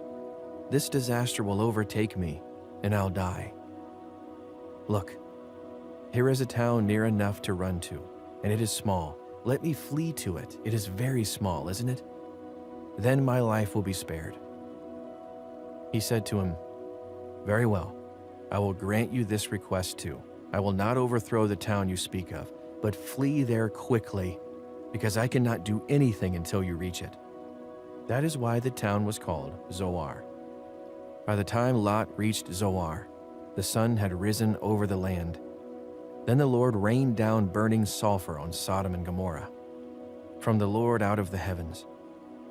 Thus, he overthrew those cities and the entire plain, destroying all those living in the cities and also the vegetation in the land. But Lot's wife looked back, and she became a pillar of salt. Early the next morning, Abraham got up and returned to the place where he had stood before the Lord. He looked down toward Sodom and Gomorrah, toward all the land of the plain, and he saw dense smoke rising from the land, like smoke from a furnace. So when God destroyed the cities of the plain, he remembered Abraham, and he brought Lot out of the catastrophe that overthrew the cities where Lot had lived. Lot and his 2 daughters left Zoar and settled in the mountains, for he was afraid to stay in Zoar. He and his 2 daughters lived in a cave. One day the older daughter said to the younger, "Our father is old, and there is no man around here to give us children, as is the custom all over the earth. Let's get our father to drink wine and then sleep with him and preserve our family line through our father." That night they got their father to drink wine, and the older daughter went in and slept with him. He was not aware of it when she lay down or when she got up. The next day the older daughter said to the younger, "Last night I slept with my father. Let's get him to drink wine again tonight, and you go in and sleep with him so we can preserve our family line through our father." So they got their father to drink wine that night also, and the younger daughter went in and slept with him. Again, he was not aware of it when she lay down or when she got up. So both of Lot's daughters became pregnant by their father. The older daughter had a son, and she named him Moab. He is the father of the Moabites of today. The younger daughter also had a son, and she named him Ben-ammi. He is the father of the Ammonites of today. Genesis chapter 20. Now Abraham moved on from there into the region of the Negev and lived between Kadesh and Shur. For a while he stayed in Gerar, and there Abraham said of his wife Sarah, "She is my sister." Then Abimelech, king of Gerar, sent for Sarah and took her. But God came to Abimelech in a dream one night and said to him, "You are as good as dead because of the woman you have taken. She is a married woman." Now Abimelech had not gone near her, so he said, "Lord, will you destroy an innocent nation? Did he not say to me, 'She is my sister,' and didn't she also say, 'He is my brother'? I have done this with a clear conscience and clean hands." Then God said to him in the dream, "Yes, I know you did this with a clear conscience, and so I have kept you from sinning against me. That is why I did not let you touch her. Now return the man's wife, for he is a prophet, and he will pray for you, and you will live. But if you do not return her, you may be sure that you and all who belong to you will die." Early the next morning, Abimelech summoned all his officials, and when he told them all that had happened, they were very much afraid. Then Abimelech called Abraham in and said, "What have you done to us? How have I wronged you, that you have brought such great guilt upon me and my kingdom? You have done things to me that should never be done." And Abimelech asked Abraham, "What was your reason for doing this?" Abraham replied, "I said to myself, 'There is surely no fear of God in this place, and they will kill me because of my wife. Besides, she really is my sister, the daughter of my father, though not of my mother, and she became my wife.' And when God had me wander from my father's household, I said to her, 'This is how you can show your love to me. Everywhere we go, say of me, he is my brother.' Then Abimelech brought sheep and cattle and male and female slaves and gave them to Abraham, and he returned Sarah, his wife, to him. And Abimelech said, 'My land is before you. Live wherever you like.' To Sarah he said, 'I am giving your brother 1,000 shekels of silver. This is to cover the offense against you before all who are with you. You are completely vindicated.' Then Abraham prayed to God, and God healed Abimelech, his wife, and his female slaves so they could have children again. For the Lord had kept all the women in Abimelech's household from conceiving because of Abraham's wife Sarah. Genesis chapter 21. Now the Lord was gracious to Sarah, as he had said, and the Lord did for Sarah what he had promised. Sarah became pregnant and bore a son to Abraham in his old age, at the very time God had promised him. Abraham gave the name Isaac to the son Sarah bore him. When his son Isaac was 8 days old, Abraham circumcised him, as God commanded him. Abraham was 100 years old when his son Isaac was born to him. Sarah said, "God has brought me laughter, and everyone who hears about this will laugh with me." And she added, "Who would have said to Abraham that Sarah would nurse children yet I have borne him a son in his old age." The child grew and was weaned, and on the day Isaac was weaned, Abraham held a great feast. But Sarah saw that the son whom Hagar, the Egyptian, had borne to Abraham was mocking. And she said to Abraham, "Get rid of that slave woman and her son, for that woman's son will never share in the inheritance with my son Isaac." The matter distressed Abraham greatly, because it concerned his son. "Do not be so distressed about the boy and your slave woman. Listen to whatever Sarah tells you, because it is through Isaac that your offspring will be reckoned. I will make the son of the slave into a nation also, because he is your offspring." Early the next morning, Abraham took some food and a skin of water and gave them to Hagar. He set them on her shoulders and then sent her off with the boy. She went on her way and wandered in the desert of Beersheba. When the water in the skin was gone, she put the boy under one of the bushes. Then she went off and sat down about a bow shot away, for she thought, "I cannot watch the boy die." And as she sat there, she began to sob. God heard the boy crying, and the angel of God called to Hagar from heaven and said to her, "What is the matter, Hagar? Do not be afraid. God has heard the boy crying as he lies there. Lift the boy up and take him by the hand, for I will make him into a great nation." Then God opened her eyes, and she saw a well of water. So she went and filled the skin with water and gave the boy a drink. God was with the boy as he grew up. He lived in the desert and became an archer. While he was living in the desert of Paran, his mother got a wife for him from Egypt. At that time, Abimelech and Phicol, the commander of his forces, said to Abraham, "God is with you in everything you do. Now swear to me here before God that you will not deal falsely with me or my children or my descendants. Show to me and the country where you now reside as a foreigner the same kindness I have shown to you." Abraham said, "I swear it." Then Abraham complained to Abimelech about a well of water that Abimelech's servants had seized. But Abimelech said, "I don't know who has done this. You did not tell me, and I heard about it only today."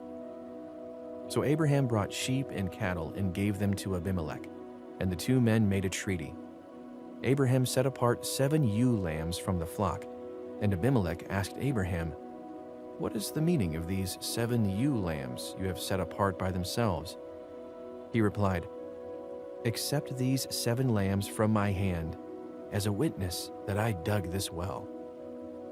So that place was called Beersheba, because the two men swore an oath there. After the treaty had been made at Beersheba, Abimelech and Phicol, the commander of his forces, returned to the land of the Philistines. Abraham planted a tamarisk tree in Beersheba, and there he called on the name of the Lord, the eternal God. And Abraham stayed in the land of the Philistines for a long time. Genesis chapter 22. Sometime later, God tested Abraham. He said to him, "Abraham." "Here I am," he replied. Then God said, "Take your son, your only son, whom you love, Isaac, and go to the region of Moriah. Sacrifice him there as a burnt offering on a mountain I will show you." Early the next morning, Abraham got up and loaded his donkey. He took with him 2 of his servants and his son Isaac. When he had cut enough wood for the burnt offering, he set out for the place God had told him about. On the 3rd day, Abraham looked up and saw the place in the distance. He said to his servants, "Stay here with the donkey, while I and the boy go over there. We will worship, and then we will come back to you." Abraham took the wood for the burnt offering and placed it on his son Isaac, and he himself carried the fire and the knife. As the 2 of them went on together, Isaac spoke up and said to his father Abraham, "Father?" "Yes, my son," Abraham replied. "The fire and wood are here," Isaac said, "but where is the lamb for the burnt offering?" Abraham answered, "God himself will provide the lamb for the burnt offering, my son." When they reached the place God had told him about, Abraham built an altar there and arranged the wood on it. He bound his son Isaac and laid him on the altar, on top of the wood. Then he reached out his hand and took the knife to slay his son. But the angel of the Lord called out to him from heaven, "Abraham, Abraham." "Here I am," he replied. "Do not lay a hand on the boy," he said. "Do not do anything to him. Now I know that you fear God, because you have not withheld from me your son, your only son."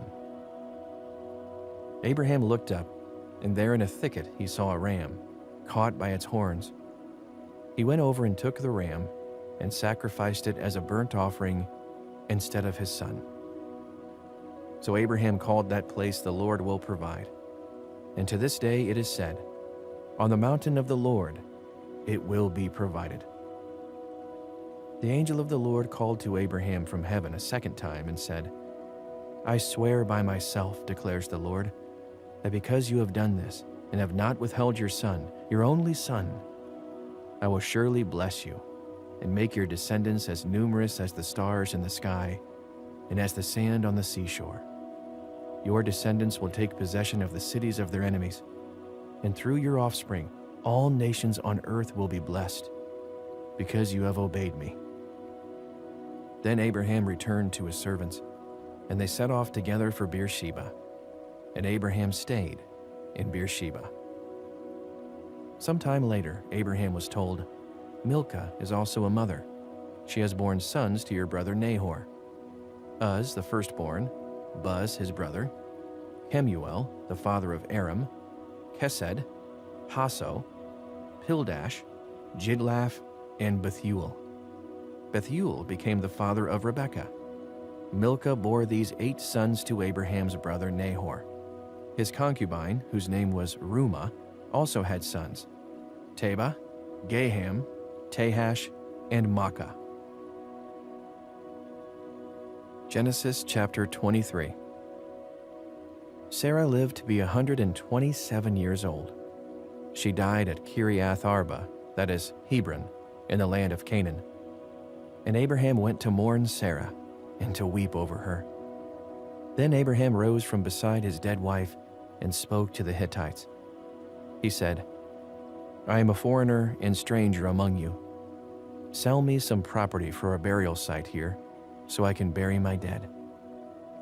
The Hittites replied to Abraham, "Sir, listen to us. You are a mighty prince among us. Bury your dead in the choicest of our tombs. None of us will refuse you his tomb for burying your dead." Then Abraham rose and bowed down before the people of the land, the Hittites.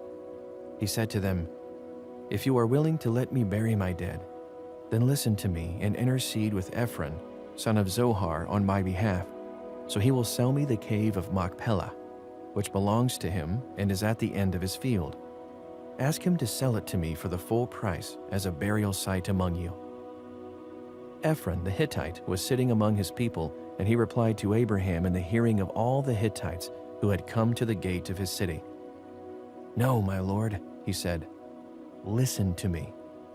I give you the field, and I give you the cave that is in it. I give it to you in the presence of my people. Bury your dead." Again, Abraham bowed down before the people of the land, and he said to Ephron in their hearing, "Listen to me if you will. I will pay the price of the field. Accept it from me, so I can bury my dead there." Ephron answered Abraham, "Listen to me, my lord. The land is worth 400 shekels of silver. But what is that between you and me? Bury your dead." Abraham agreed to Ephron's terms and weighed out for him the price he had named in the hearing of the Hittites, 400 shekels of silver, according to the weight current among the merchants. So Ephron's field in Machpelah near Mamre, both the field and the cave in it, and all the trees within the borders of the field, was deeded to Abraham as his property in the presence of all the Hittites who had come to the gate of the city. Afterward, Abraham buried his wife Sarah in the cave in the field of Machpelah near Mamre, which is Hebron, in the land of Canaan. So the field and the cave in it were deeded to Abraham by the Hittites as a burial site. Genesis chapter 24. Abraham was now very old, and the Lord had blessed him in every way. He said to the senior servant in his household, the one in charge of all that he had, "Put your hand under my thigh. I want you to swear by the Lord, the God of heaven and the God of earth, that you will not get a wife for my son from the daughters of the Canaanites, among whom I am living, but will go to my country and my own relatives and get a wife for my son Isaac." The servant asked him, "What if the woman is unwilling to come back with me to this land? Shall I take your son back to the country you came from?" "Make sure that you do not take my son back there," Abraham said. "The Lord, the God of heaven, who brought me out of my father's household and my native land, and who spoke to me and promised me on oath, saying, 'To your offspring I will give this land,' he will send his angel before you, so that you can get a wife for my son from there. If the woman is unwilling to come back with you, then you will be released from this oath of mine. Only do not take my son back there."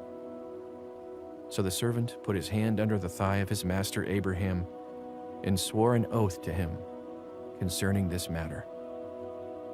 Then the servant left, taking with him 10 of his master's camels loaded with all kinds of good things from his master.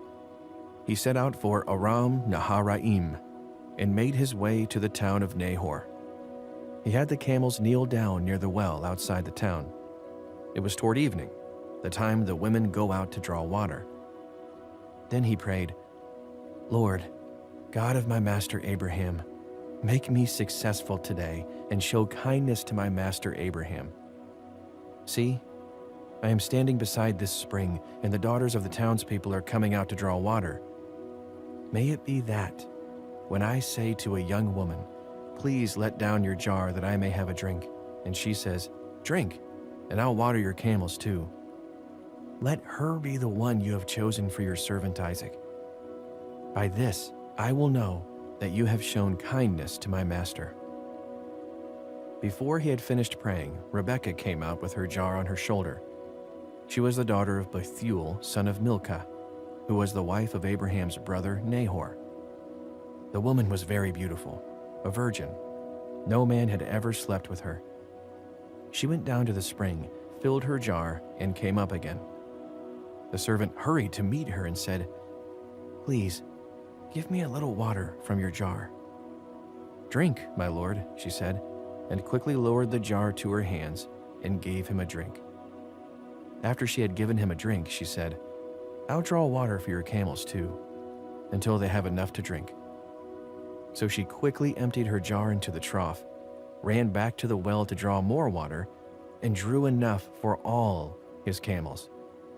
Without saying a word, the man watched her closely to learn whether or not the Lord had made his journey successful. When the camels had finished drinking, the man took out a gold nose ring weighing a beka and 2 gold bracelets weighing 10 shekels. Then he asked, "Whose daughter are you? Please, tell me, is there room in your father's house for us to spend the night?" She answered him, "I am the daughter of Bethuel, the son that Milcah bore to Nahor." And she added, "We have plenty of straw and fodder, as well as room for you to spend the night." Then the man bowed down and worshipped the Lord, saying, "Praise be to the Lord, the God of my master Abraham, who has not abandoned his kindness and faithfulness to my master. As for me, the Lord has led me on the journey to the house of my master's relatives." The young woman ran and told her mother's household about these things. Now Rebekah had a brother named Laban, and he hurried out to the man at the spring. As soon as he had seen the nose ring and the bracelets on his sister's arms, and had heard Rebekah tell what the man said to her, he went out to the man and found him standing by the camels near the spring. "Come, you who are blessed by the Lord," he said. "Why are you standing out here? I have prepared the house and a place for the camels." So the man went to the house, and the camels were unloaded. Straw and fodder were brought for the camels. and water for him and his men to wash their feet. Then food was set before him, but he said, "I will not eat until I have told you what I have to say." "Then tell us," Laban said. So he said, "I am Abraham's servant. The Lord has blessed my master abundantly, and he has become wealthy. He has given him sheep and cattle, silver and gold, male and female servants, and camels and donkeys. My master's wife Sarah has borne him a son in her old age, and he has given him everything he owns. And my master made me swear an oath and said, 'You must not get a wife for my son from the daughters of the Canaanites in whose land I live, but go to my father's family and to my own clan and get a wife for my son.' Then I asked my master, 'What if the woman will not come back with me?' He replied, 'The Lord, before whom I have walked faithfully, will send his angel with you and make your journey a success, so that you can get a wife for my son from my own clan and from my father's family. You will be released from my oath if, when you go to my clan, they refuse to give her to you. Then you will be released from my oath.' When I came to the spring today, I said, 'Lord, God of my master Abraham, if you will, please grant success to the journey on which I have come. See, I am standing beside this spring. If a young woman comes out to draw water, and I say to her, "Please let me drink a little water from your jar," and if she says to me, "Drink, and I'll draw water for your camels too," let her be the one the Lord has chosen for my master's son." Before I finished praying in my heart, Rebekah came out with her jar on her shoulder. She went down to the spring and drew water, and I said to her, "Please give me a drink." She quickly lowered her jar from her shoulder and said, "Drink, and I'll water your camels too." So I drank, and she watered the camels also. I asked her, "Whose daughter are you?" She said, "The daughter of Bethuel, son of Nahor, whom Milcah bore to him." Then I put the ring in her nose and the bracelets on her arms, and I bowed down and worshipped the Lord. I praised the Lord, the God of my master Abraham, who had led me on the right road to get the granddaughter of my master's brother for his son. Now, if you will show kindness and faithfulness to my master, tell me, and if not, tell me, so I may know which way to turn." Laban and Bethuel answered, "This is from the Lord. We can say nothing to you one way or the other. Here is Rebekah. Take her and go, and let her become the wife of your master's son, as the Lord has directed." When Abraham's servant heard what they said, he bowed down to the ground before the Lord.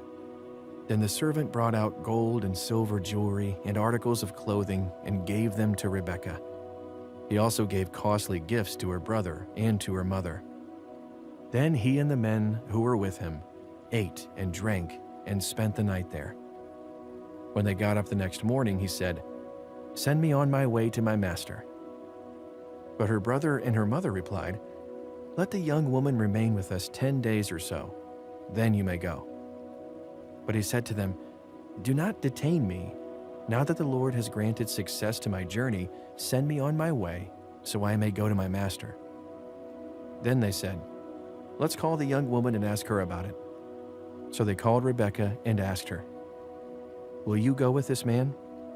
"I will go," she said. So they sent their sister Rebekah on her way, along with her nurse and Abraham's servant and his men. And they blessed Rebekah and said to her, "Our sister, may you increase to thousands upon thousands. May your offspring possess the cities of their enemies." Then Rebekah and her attendants got ready and mounted the camels and went back with the man. So the servant took Rebekah and left. Now Isaac had come from Beer Lahai Roi, for he was living in the Negev. He went out to the field one evening to meditate, and as he looked up, he saw camels approaching. Rebekah also looked up and saw Isaac. She got down from her camel and asked the servant, "Who is that man in the field coming to meet us?" "He is my master," the servant answered. So she took her veil and covered herself. Then the servant told Isaac all he had done. Isaac brought her into the tent of his mother Sarah. and he married Rebekah. So she became his wife, and he loved her. And Isaac was comforted after his mother's death. Genesis chapter 25. Abraham had taken another wife, whose name was Keturah. She bore him Zimran, Jokshan, Medan, Midian, Ishbak, and Shua. Jokshan was the father of Sheba and Dedan. The descendants of Dedan were the Asherites, the Letushites, and the Leumites. The sons of Midian were Ephah, Epher, Hanok, Abida, and Eldah. All these were descendants of Keturah. Abraham left everything he owned to Isaac. But while he was still living, he gave gifts to the sons of his concubines and sent them away from his son Isaac to the land of the east. Abraham lived 175 years. Then Abraham breathed his last and died at a good old age, an old man and full of years. And he was gathered to his people. His sons Isaac and Ishmael buried him in the cave of Machpelah near Mamre, in the field of Ephron, son of Nahor the Hittite, the field Abraham had bought from the Hittites. There, Abraham was buried with his wife Sarah. After Abraham's death, God blessed his son Isaac, who then lived near Beer Lahai Roi. This is the account of the family line of Abraham's son Ishmael, whom Sarah's slave, Hagar the Egyptian, bore to Abraham. These are the names of the sons of Ishmael, listed in the order of their birth. Nebaioth, the firstborn of Ishmael, Kedar, Adbeel, Mibsam, Mishma, Duma, Massa, Hadad, Tema, Jetur, Naphish, and Kedemah. These were the sons of Ishmael, and these are the names of the 12 tribal rulers according to their settlements and camps. Ishmael lived 137 years. He breathed his last and died, and he was gathered to his people. His descendants settled in the area from the Havilah to Shur, near the eastern border of Egypt, as you go toward Ashur. And they lived in hostility toward all the tribes related to them. This is the account of the family line of Abraham's son, Isaac. Abraham became the father of Isaac, and Isaac was 40 years old when he married Rebekah, daughter of Bethuel, the Aramean, from Paddan Aram, and sister of Laban, the Aramean. Isaac prayed to the Lord on behalf of his wife, because she was childless. The Lord answered his prayer, and his wife Rebekah became pregnant. The babies jostled each other within her, and she said, "Why is this happening to me?" So she went to inquire of the Lord. The Lord said to her, "Two nations are in your womb, and two peoples from within you will be separated.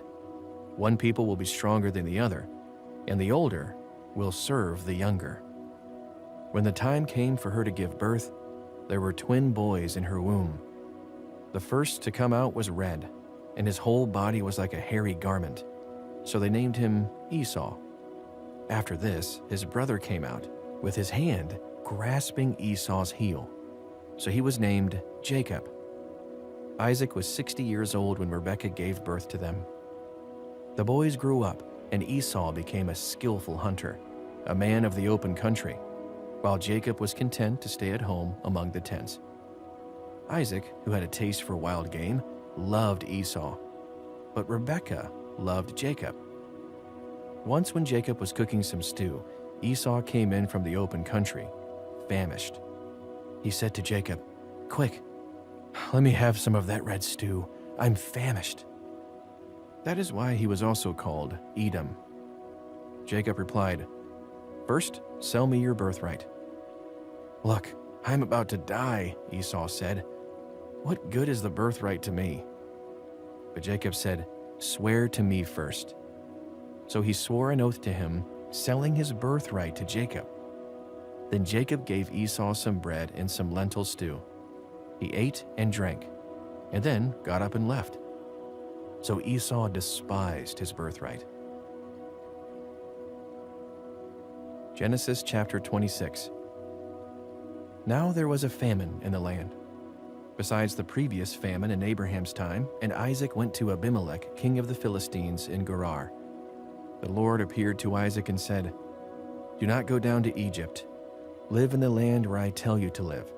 Stay in this land for a while, and I will be with you and will bless you. For to you and your descendants I will give all these lands, and will confirm the oath I swore to your father Abraham. I will make your descendants as numerous as the stars in the sky, and will give them all these lands. And through your offspring, all nations on earth will be blessed. Because Abraham obeyed me and did everything I required of him, keeping my commands, my decrees, and my instructions." So Isaac stayed in Gerar. When the men of that place asked him about his wife, he said, "She is my sister," because he was afraid to say, "She is my wife." He thought, "The men of this place might kill me on account of Rebekah, because she is beautiful." When Isaac had been there a long time, Abimelech, king of the Philistines, looked down from a window and saw Isaac caressing his wife Rebekah. So Abimelech summoned Isaac and said, "She is really your wife. Why did you say she is my sister?" Isaac answered him, "Because I thought I might lose my life on account of her." Then Abimelech said, "What is this you have done to us? One of the men might well have slept with your wife, and you would have brought guilt upon us." So Abimelech gave orders to all the people, "Anyone who harms this man or his wife shall surely be put to death." Isaac planted crops in that land, and the same year reaped 100-fold, because the Lord blessed him. The man became rich, and his wealth continued to grow until he became very wealthy. He had so many flocks and herds and servants that the Philistines envied him. So all the wells that his father's servant had dug in the time of his father Abraham, the Philistines stopped up, filling them with earth. Then Abimelech said to Isaac, "Move away from us. You have become too powerful for us." So Isaac moved away from there and encamped in the valley of Gerar, where he settled. Isaac reopened the wells that had been dug in the time of his father Abraham, which the Philistines had stopped up after Abraham died, and he gave them the same names his father had given them. Isaac's servants dug in the valley and discovered a well of fresh water there.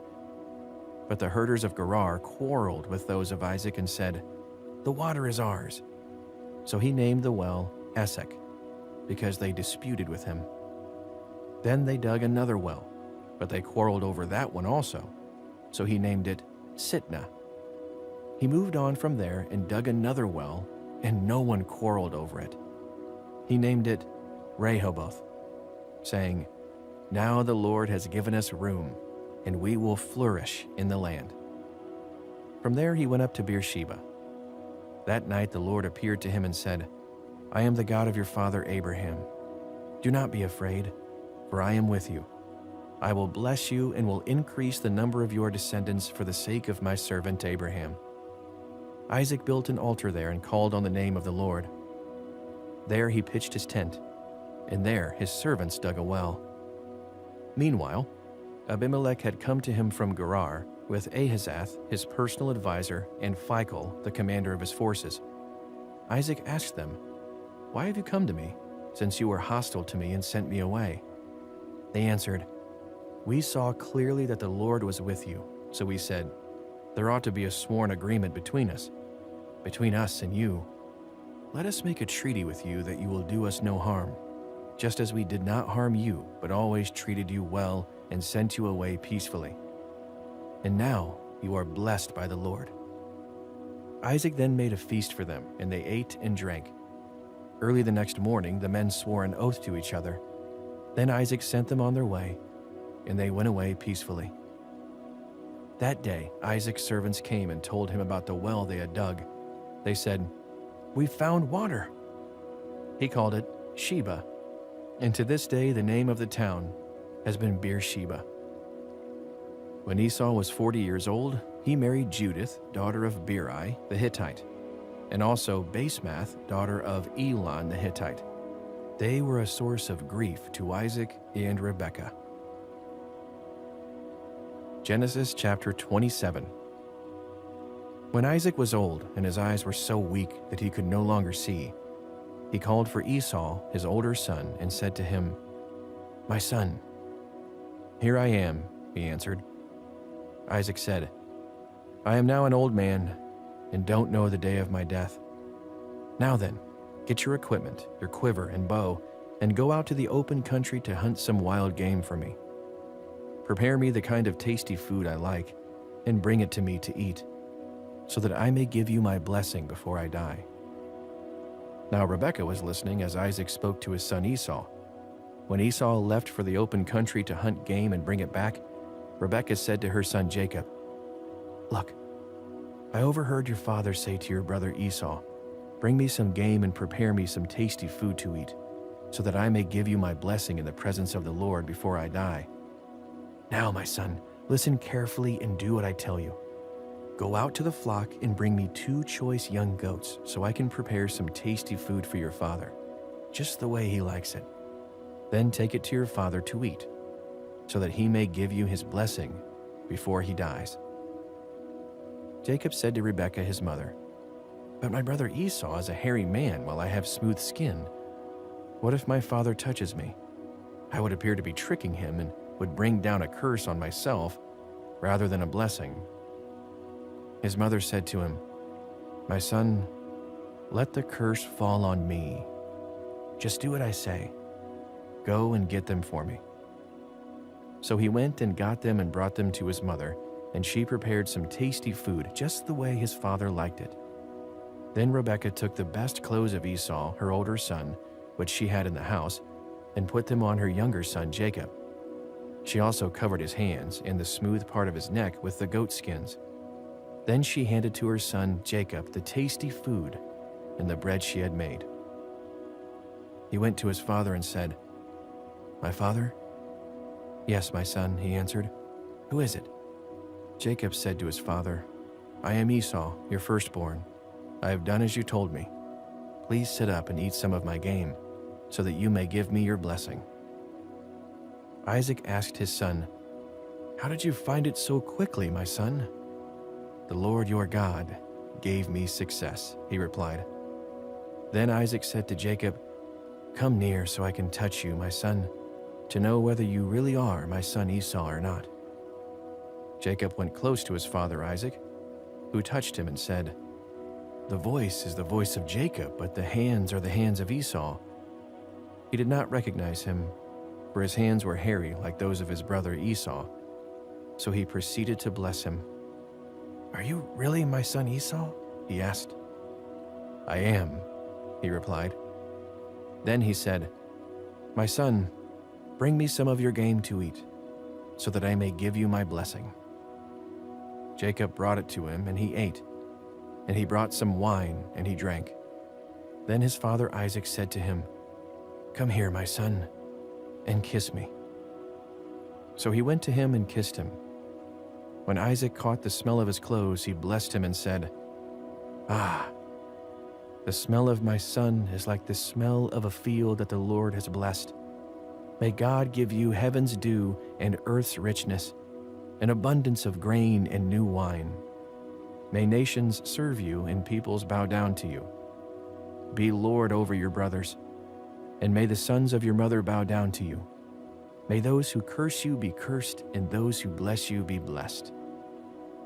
After Isaac finished blessing him, and Jacob had scarcely left his father's presence, his brother Esau came in from hunting. He too prepared some tasty food and brought it to his father.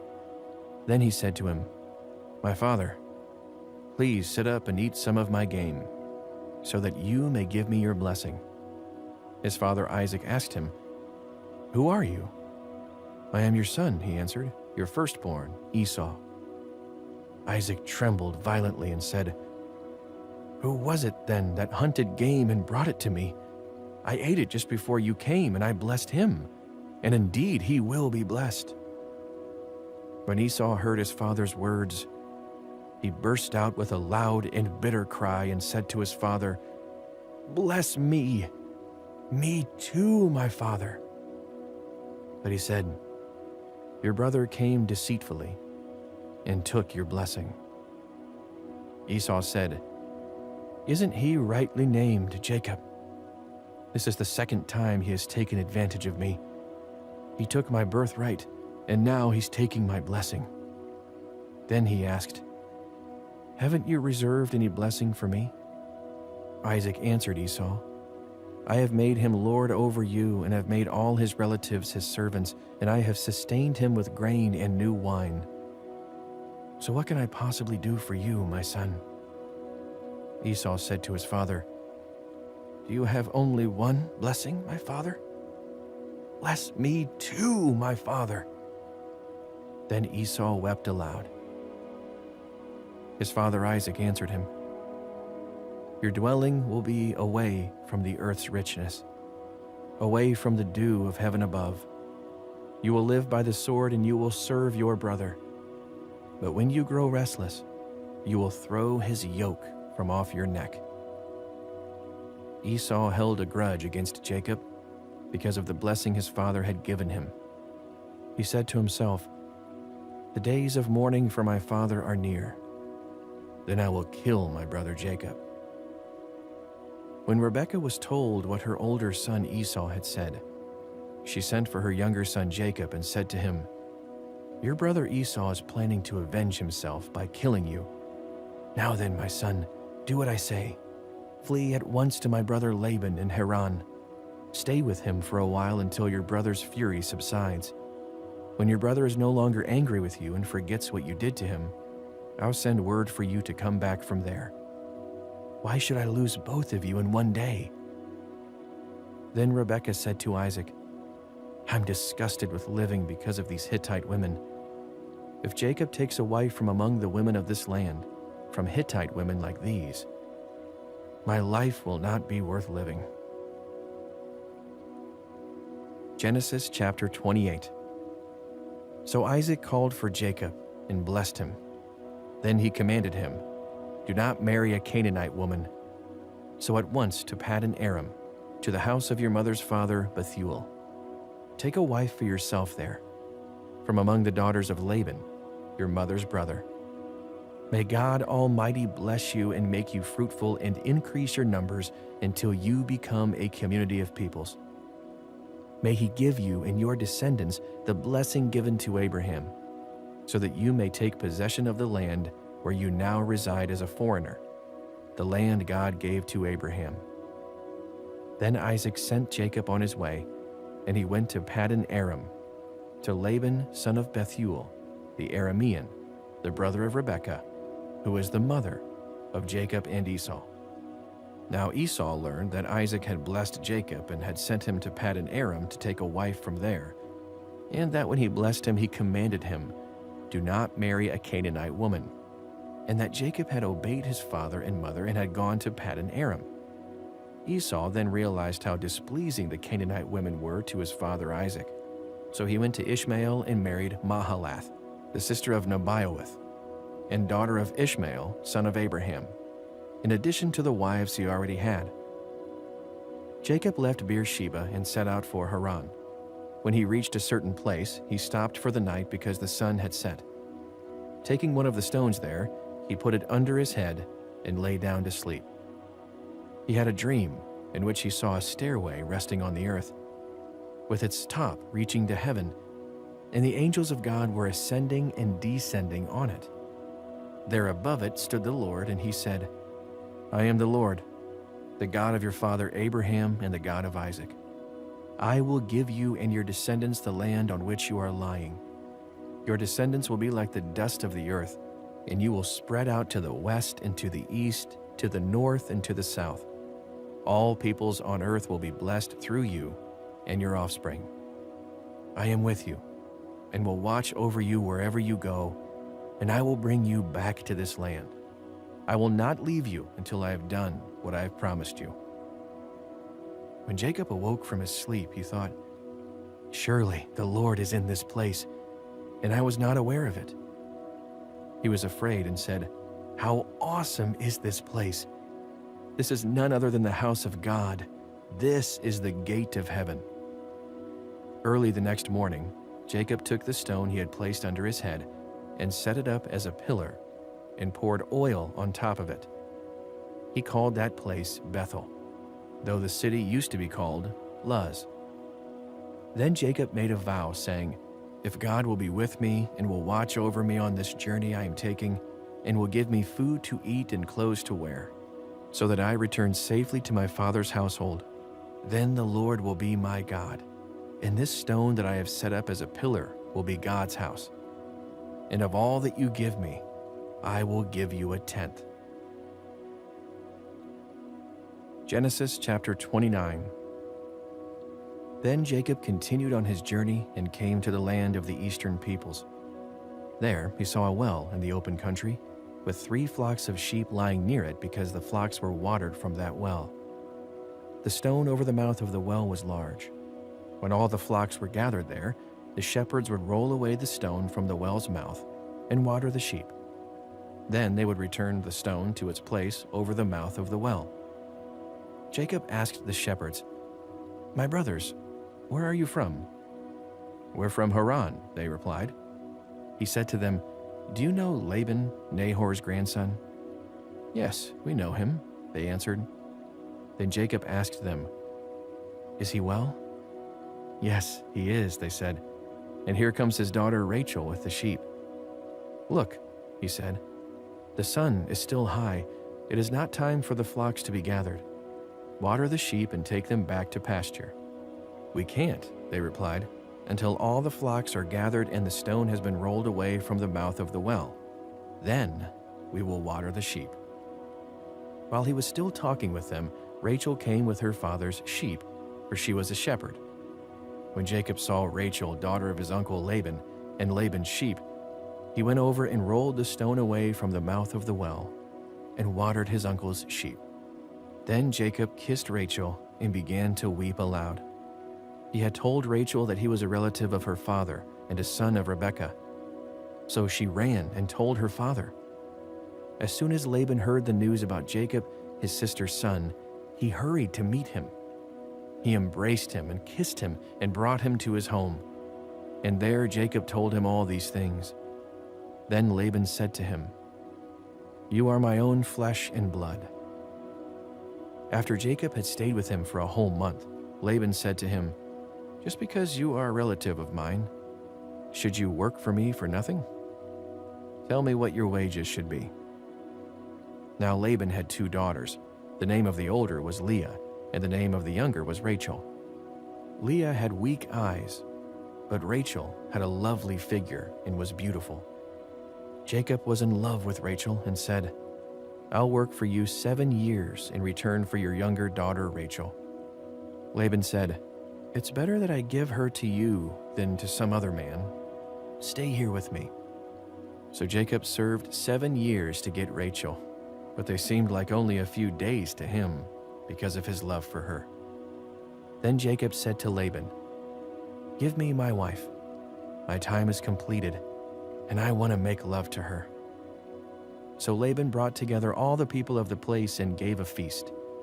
But when evening came, he took his daughter Leah and brought her to Jacob, and Jacob made love to her. And Laban gave his servant Zilpah to his daughter as her attendant. When morning came, there was Leah. So Jacob said to Laban, "What is this you have done to me? I served you for Rachel, didn't I? Why have you deceived me?" Laban replied, "It is not our custom here to give the younger daughter in marriage before the older one. Finish this daughter's bridal week, and then we will give you the younger one also, in return for another 7 years of work." And Jacob did so.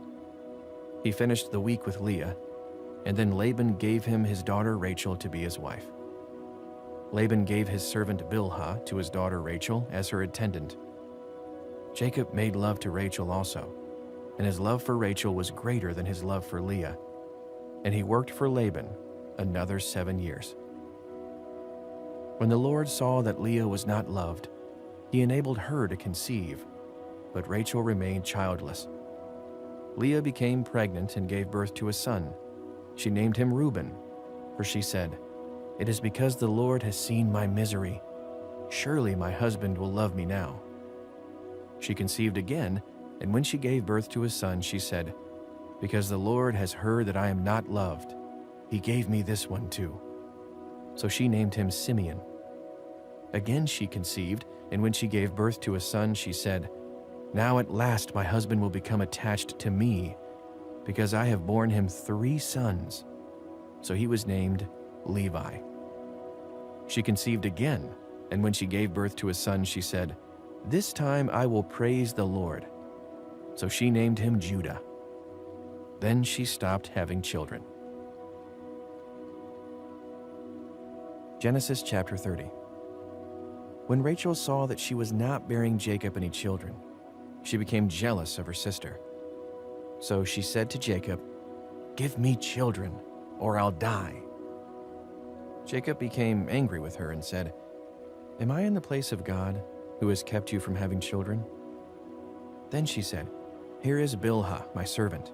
Sleep with her so that she can bear children for me, and I too can build a family through her." So she gave him her servant Bilhah as a wife. Jacob slept with her, and she became pregnant and bore him a son. Then Rachel said, "God has vindicated me. He has listened to my plea and given me a son." Because of this, she named him Dan. Rachel's servant Bilhah conceived again and bore Jacob a second son.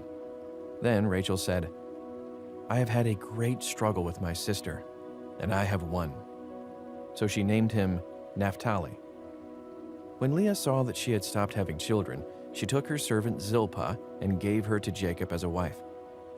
Leah's servant Zilpah bore Jacob a son. Then Leah said, "What a good fortune!" So she named him Gad. Leah's servant Zilpah bore Jacob a second son. Then Leah said, "How happy I am!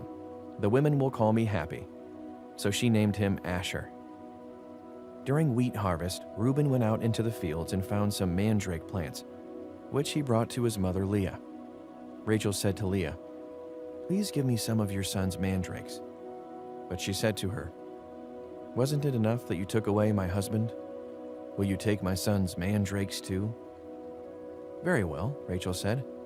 "He can sleep with you tonight in return for your son's mandrakes." So when Jacob came in from the fields that evening, Leah went out to meet him. "You must sleep with me," she said. "I have hired you with my son's mandrakes."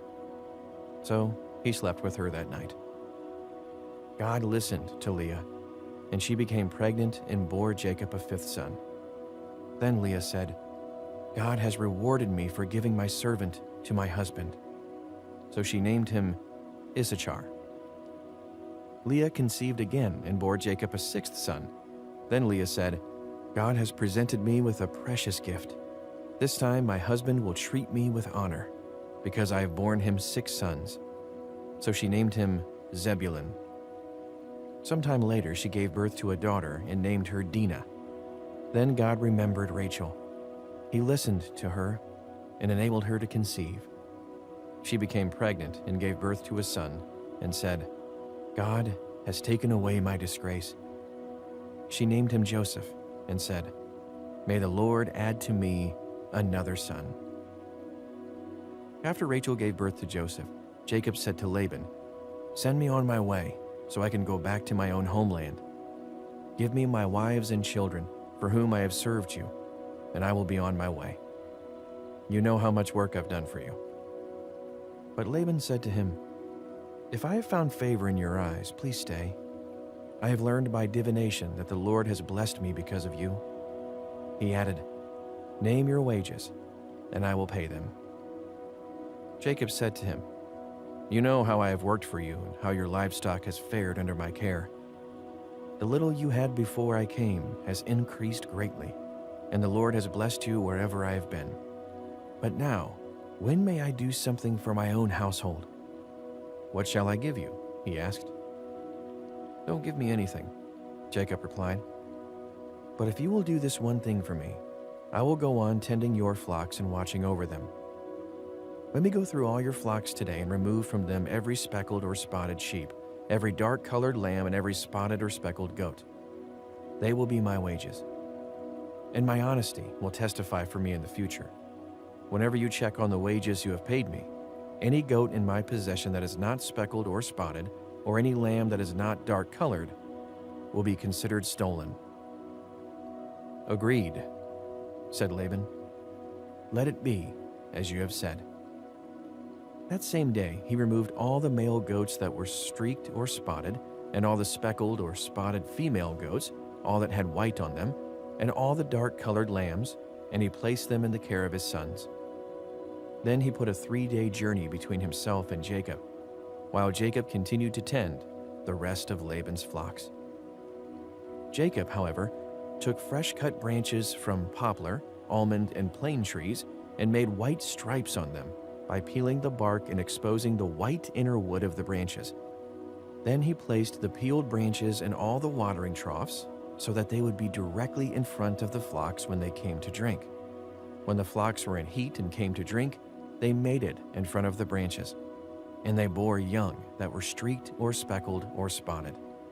Jacob set apart the young of the flock by themselves, but made the rest face the streaked and dark-colored animals that belonged to Laban. Thus he made separate flocks for himself and did not put them with Laban's animals. Whenever the stronger females were in heat, Jacob would place the branches in the troughs in front of the animals so they would mate near the branches. But if the animals were weak, he would not place them there. So the weak animals went to Laban and the strong ones to Jacob. In this way, the men grew exceedingly prosperous and came to own large flocks, and female and male servants, and camels and donkeys. Genesis chapter 31. Jacob heard that Laban's sons were saying, "Jacob has taken everything our father owned and has gained all this wealth from what belonged to our father." And Jacob noticed that Laban's attitude toward him was not what it had been. Then the Lord said to Jacob, "Go back to the land of your fathers and to your relatives, and I will be with you." So Jacob sent word to Rachel and Leah to come out to the fields where his flocks were. He said to them, "I see that your father's attitude toward me is not what it was before, but the God of my father has been with me.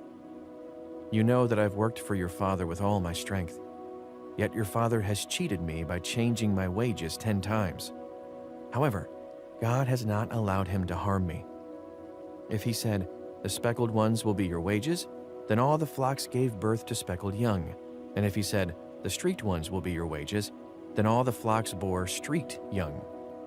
So God has taken away your father's livestock and has given them to me. In breeding season, I once had a dream in which I looked up and saw that the male goats mating with the flock were streaked, speckled, or spotted. The angel of God said to me in the dream, 'Jacob?' I answered, 'Here I am.' And he said, 'Look up and see that all the male goats mating with the flock are streaked, speckled, or spotted, for I have seen all that Laban has been doing to you. I am the God of Bethel, where you anointed a pillar and where you made a vow to me. Now leave this land at once and go back to your native land.' Then Rachel and Leah replied, 'Do we still have any share in the inheritance of our father's estate? Does he not regard us as foreigners? Not only has he sold us, but he has used up what was paid for us. Surely all the wealth that God took away from our father belongs to us and our children. So do whatever God has told you.' Then Jacob put his children and his wives on camels, and he drove all his livestock ahead of him, along with all the goods he had accumulated in Paddan Aram, to go to his father Isaac in the land of Canaan. When Laban had gone to shear his sheep, Rachel stole her father's household gods. Moreover, Jacob deceived Laban the Aramean by not telling him he was running away. So he fled with all he had, crossed the Euphrates River, and headed for the hill country of Gilead. On the 3rd day, Laban was told that Jacob had fled. Taking his relatives with him, he pursued Jacob for 7 days and caught up with him in the hill country of Gilead. Then God came to Laban the Aramean in a dream at night and said to him, 'Be careful not to say anything to Jacob, either good or bad.' Jacob had pitched his tent in the hill country of Gilead when Laban overtook him, and Laban and his relatives camped there too. Then Laban said to Jacob, 'What have you done? You've deceived me and you've carried off my daughters like captives in war. Why did you run off secretly and deceive me? Why didn't you tell me, so I could send you away with joy and singing to the music of timbrels and harps? You didn't even let me kiss my grandchildren and my daughters goodbye. You have done a foolish thing. I have the power to harm you. But last night the God of your father said to me, be careful not to say anything to Jacob, either good or bad. Now you have gone off because you long to return to your father's household. But why did you steal my gods? Jacob answered Laban, I was afraid, because I thought you would take your daughters away from me by force. But if you find anyone who has your gods, that person shall not live. In the presence of our relatives, see for yourself whether there is anything of yours here with me. And if so, take it. Now Jacob did not know that Rachel had stolen the gods. So Laban went into Jacob's tent and into Leah's tent and into the tent of the 2 female servants, but he found nothing. After he came out of Leah's tent, he entered Rachel's tent. Now Rachel had taken the household gods and put them inside her camel's saddle and was sitting on them. Laban searched through everything in the tent, but found nothing. Rachel said to her father, Don't be angry, my lord, that I cannot stand up in your presence. I'm having my period. So he searched, but could not find the household gods. Jacob was angry and took Laban to task. What is my crime? He asked Laban. How have I wronged you that you hunt me down?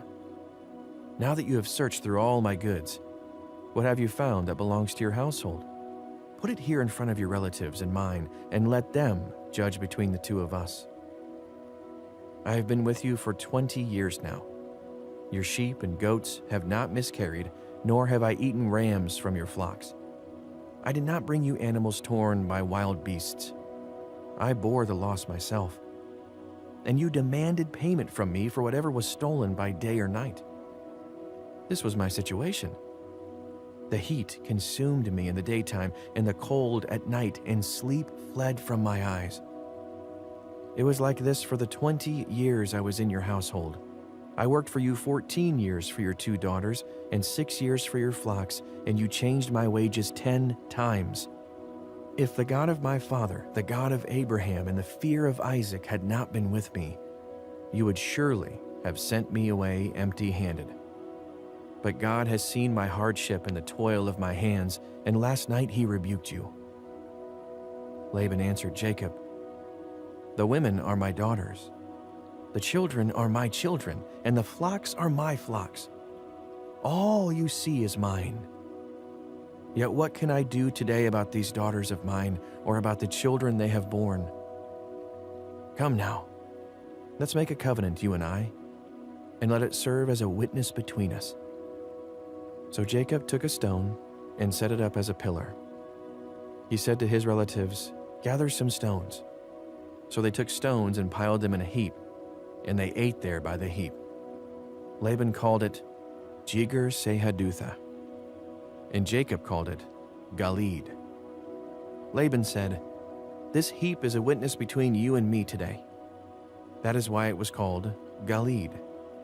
It was also called Mizpah, because he said, May the Lord keep watch between you and me when we are away from each other.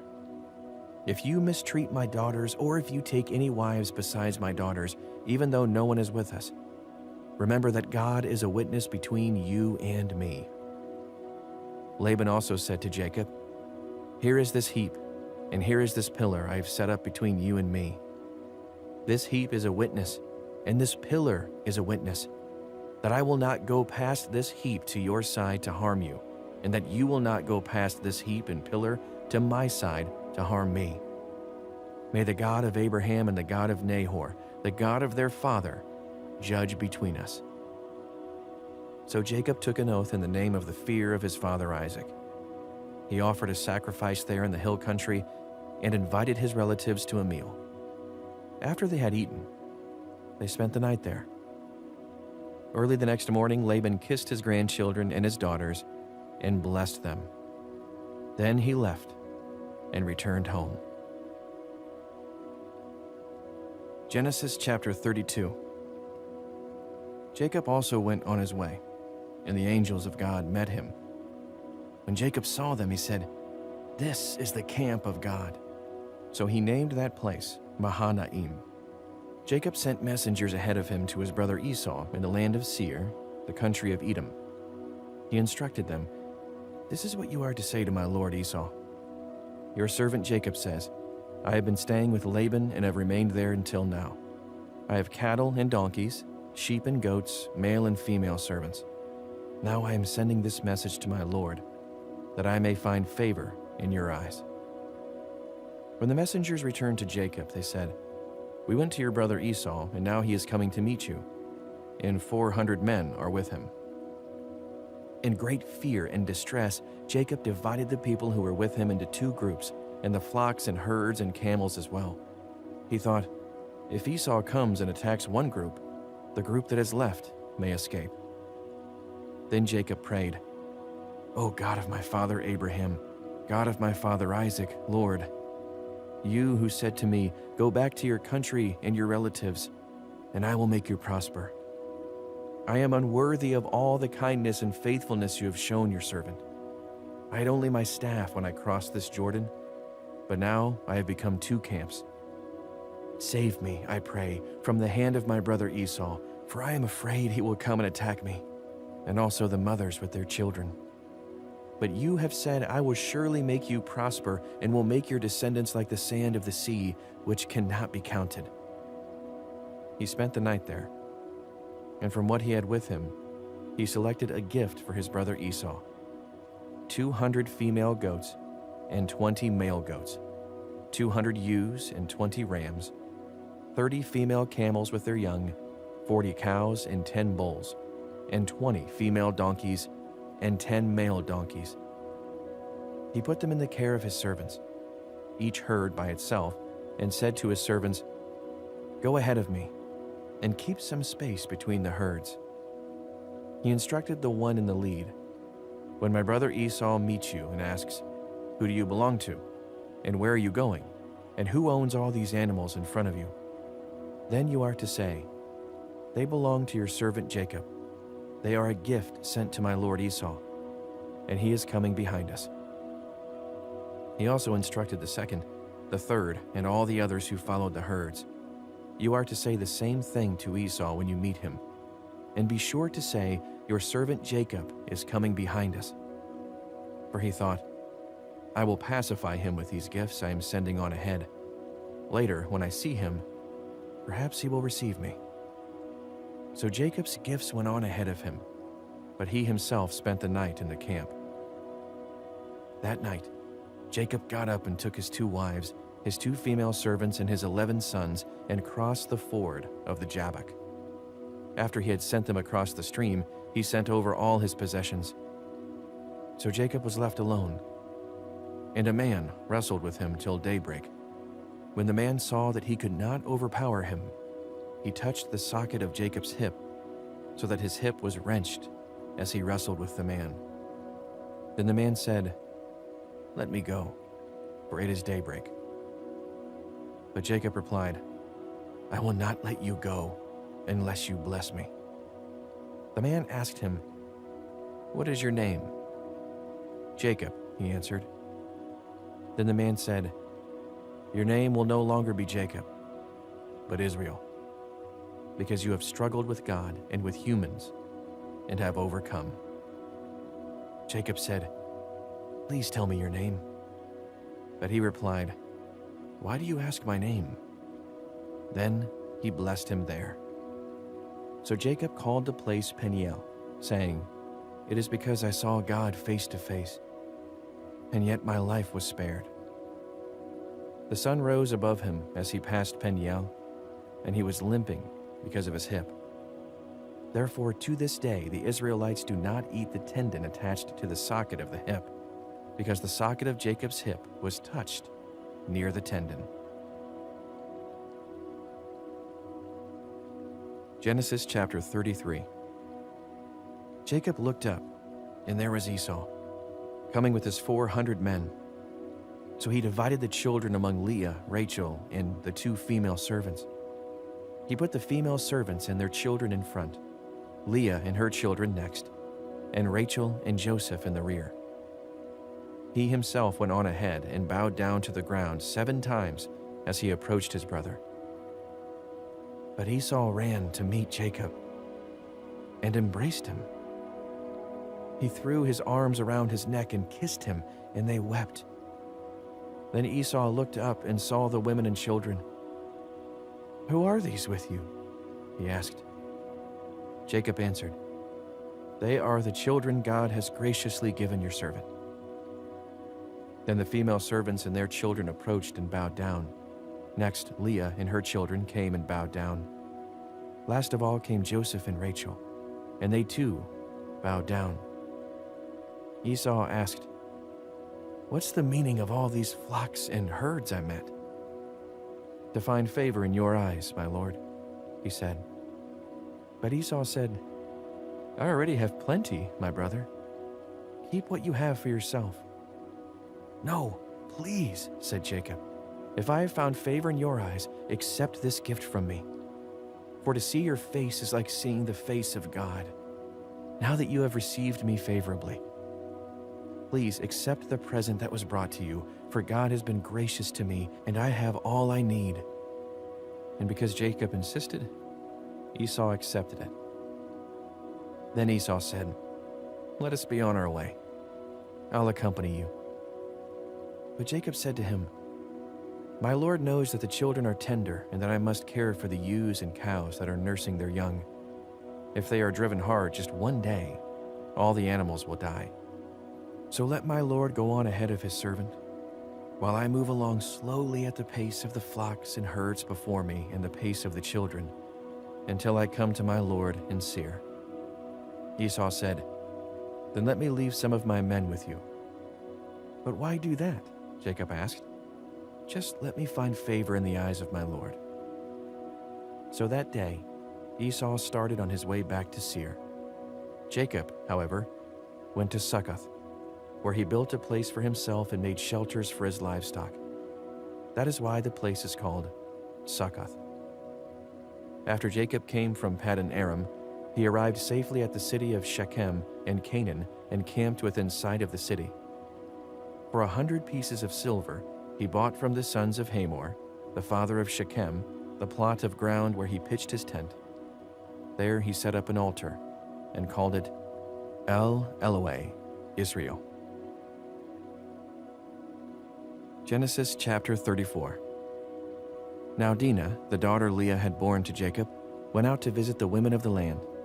When Shechem, son of Hamor the Hivite, the ruler of that area, saw her, he took her and raped her. His heart was drawn to Dinah, daughter of Jacob. He loved the young woman and spoke tenderly to her. And Shechem said to his father Hamor, "Get me this girl as my wife." When Jacob heard that his daughter Dinah had been defiled, his sons were in the fields with his livestock, so he did nothing about it until they came home. Then Shechem's father Hamor went out to talk with Jacob. Meanwhile, Jacob's sons had come in from the fields as soon as they heard what had happened. They were shocked and furious because Shechem had done an outrageous thing in Israel by sleeping with Jacob's daughter, a thing that should not be done. But Hamor said to them, "My son Shechem has his heart set on your daughter. Please give her to him as his wife. Intermarry with us. Give us your daughters and take our daughters for yourselves. You can settle among us. The land is open to you. Live in it, trade in it, and acquire property in it." Then Shechem said to Dinah's father and brothers, "Let me find favor in your eyes, and I will give you whatever you ask. Make the price for the bride and the gift I am to bring as great as you like, and I'll pay whatever you ask me. Only give me the young woman as my wife." Because their sister Dinah had been defiled, Jacob's sons replied deceitfully as they spoke to Shechem and his father Hamor. They said to them, "We can't do such a thing. We can't give our sister to a man who is not circumcised. That would be a disgrace to us. We will enter into an agreement with you on one condition only, that you become like us, by circumcising all your males. Then we will give you our daughters and take your daughters for ourselves. We'll settle among you and become one people with you. But if you will not agree to be circumcised, we'll take our sister and go." Their proposal seemed good to Hamor and his son Shechem. The young man, who was the most honored of all his father's family, lost no time in doing what they said, because he was delighted with Jacob's daughter. So Hamor and his son Shechem went to the gate of their city to speak to the men of their city. "These men are friendly toward us," they said. "Let them live in our land and trade in it. The land has plenty of room for them. We can marry their daughters, and they can marry ours. But the men will agree to live with us as one people only on the condition that our males be circumcised, as they themselves are. Won't their livestock, their property, and all their other animals become ours? So let us agree to their terms, and they will settle among us." All the men who went out of the city gate agreed with Hamor and his son Shechem, and every male in the city was circumcised. 3 days later, while all of them were still in pain, 2 of Jacob's sons, Simeon and Levi, Dinah's brothers, took their swords and attacked the unsuspecting city, killing every male. They put Hamor and his son Shechem to the sword and took Dinah from Shechem's house and left. The sons of Jacob came upon the dead bodies and looted the city where their sister had been defiled. They seized their flocks and herds and donkeys and everything else of theirs in the city and out in the fields. They carried off all their wealth and all their women and children, taking as plunder everything in the houses. Then Jacob said to Simeon and Levi, "You have brought trouble on me by making me obnoxious to the Canaanites and Perizzites, the people living in this land. We are few in number, and if they join forces against me and attack me, I and my household will be destroyed." But they replied, "Should he have treated our sister like a prostitute?" Genesis chapter 35. Then God said to Jacob, "Go up to Bethel and settle there, and build an altar there to God, who appeared to you when you were fleeing from your brother Esau." So Jacob said to his household and to all who were with him, "Get rid of the foreign gods you have with you, and purify yourselves and change your clothes. Then come, let us go up to Bethel, where I will build an altar to God, who answered me in the day of my distress, and who has been with me wherever I have gone." So they gave Jacob all the foreign gods they had and the rings in their ears, and Jacob buried them under the oak at Shechem. Then they set out, and the terror of God fell on the towns all around them, so that no one pursued them. Jacob and all the people with him came to Luz, that is Bethel, in the land of Canaan. There he built an altar, and he called the place El Bethel, because it was there that God revealed himself to him when he was fleeing from his brother. Now Deborah, Rebekah's nurse, died and was buried under the oak outside Bethel, so it was named Alon Bakuth. After Jacob returned from Paddan Aram, God appeared to him again and blessed him. God said to him, "Your name is Jacob, but you will no longer be called Jacob. Your name will be Israel." So he named him Israel. And God said to him, "I am God Almighty. Be fruitful and increase in number. A nation and a community of nations will come from you, and kings will be among your descendants. The land I gave to Abraham and Isaac, I also give to you, and I will give this land to your descendants after you." Then God went up from him at the place where he had talked with him. Jacob set up a stone pillar at the place where God had talked with him, and he poured out a drink offering on it. He also poured oil on it. Then Jacob called the place where God had talked with him Bethel. Then they moved on from Bethel. While they were still some distance from Ephrath, Rachel began to give birth and had great difficulty. And as she was having great difficulty in childbirth, the midwife said to her, "Don't despair, for you have another son." As she breathed her last, for she was dying, she named her son Ben-Oni. But his father named him Benjamin. So Rachel died and was buried on the way to Ephrath, that is Bethlehem. Over her tomb Jacob set up a pillar, and to this day that pillar marks Rachel's tomb. Israel moved on again and pitched his tent beyond Migdal Eder. While Israel was living in that region, Reuben went in and slept with his father's concubine, Bilhah, and Israel heard of it. Jacob had 12 sons. The sons of Leah: Reuben, the firstborn of Jacob, Simeon, Levi, Judah, Issachar, and Zebulun. The sons of Rachel: Joseph and Benjamin. The sons of Rachel's servant Bilhah: Dan and Naphtali. The sons of Leah's servant Zilpah: Gad and Asher. These were the sons of Jacob, who were born to him in Paddan Aram. Jacob came home to his father Isaac in Mamre, near Kiriath Arba, that is Hebron, where Abraham and Isaac had stayed. Isaac lived 180 years. Then he breathed his last and died, and was gathered to his people, old and full of years. And his sons Esau and Jacob buried him. Genesis chapter 36. This is the account of the family line of Esau, that is, Edom. Esau took his wives from the women of Canaan: Adah, daughter of Elon the Hittite, and Aholibamah, daughter of Anah and granddaughter of Zibeon the Hivite. Also Basemath, daughter of Ishmael and sister of Nebaioth. Adah bore Eliphaz to Esau, Basemath bore Ruel, and Aholibamah bore Jeush, Jalam, and Korah. These were the sons of Esau, who were born to him in Canaan. Esau took his wives and sons and daughters and all the members of his household, as well as his livestock and all his other animals, and all the goods he had acquired in Canaan, and moved to a land some distance from his brother Jacob. Their possessions were too great for them to remain together. The land where they were staying could not support them both because of their livestock. So Esau, that is Edom, settled in the hill country of Seir. This is the account of the family line of Esau, the father of the Edomites, in the hill country of Seir. These are the names of Esau's sons: Eliphaz, the son of Esau's wife Adah, and Reuel, the son of Esau's wife Basemath. The sons of Eliphaz: Taman, Omar, Zepho, Gatam, and Kenaz.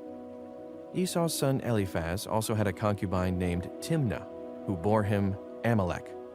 These were grandsons of Esau's wife Adah. The sons of Reuel: Nahath, Zerah, Shammah, and Mizah. These were grandsons of Esau's wife Basemath. The sons of Esau's wife Aholibamah, daughter of Anah and granddaughter of Zibeon, whom she bore to Esau: Jeush, Jalam, and Korah. These were the chiefs among Esau's descendants. The sons of Eliphaz, the firstborn of Esau: chiefs Taman, Omar, Zepho, Kenaz, Korah, Gatam, and Amalek. These were the chiefs descended from Eliphaz and Edom. They were grandsons of Adah. The sons of Esau's son Reuel: chiefs Nahath, Zerah, Shammah, and Mizah. These were the chiefs descended from Reuel and Edom. They were grandsons of Esau's wife Basemath. The sons of Esau's wife Aholibamah: chiefs Jeush, Jalam, and Korah. These were the chiefs descended from Esau's wife Aholibamah, daughter of Anah. These were the sons of Esau, that is, Edom, and these were their chiefs.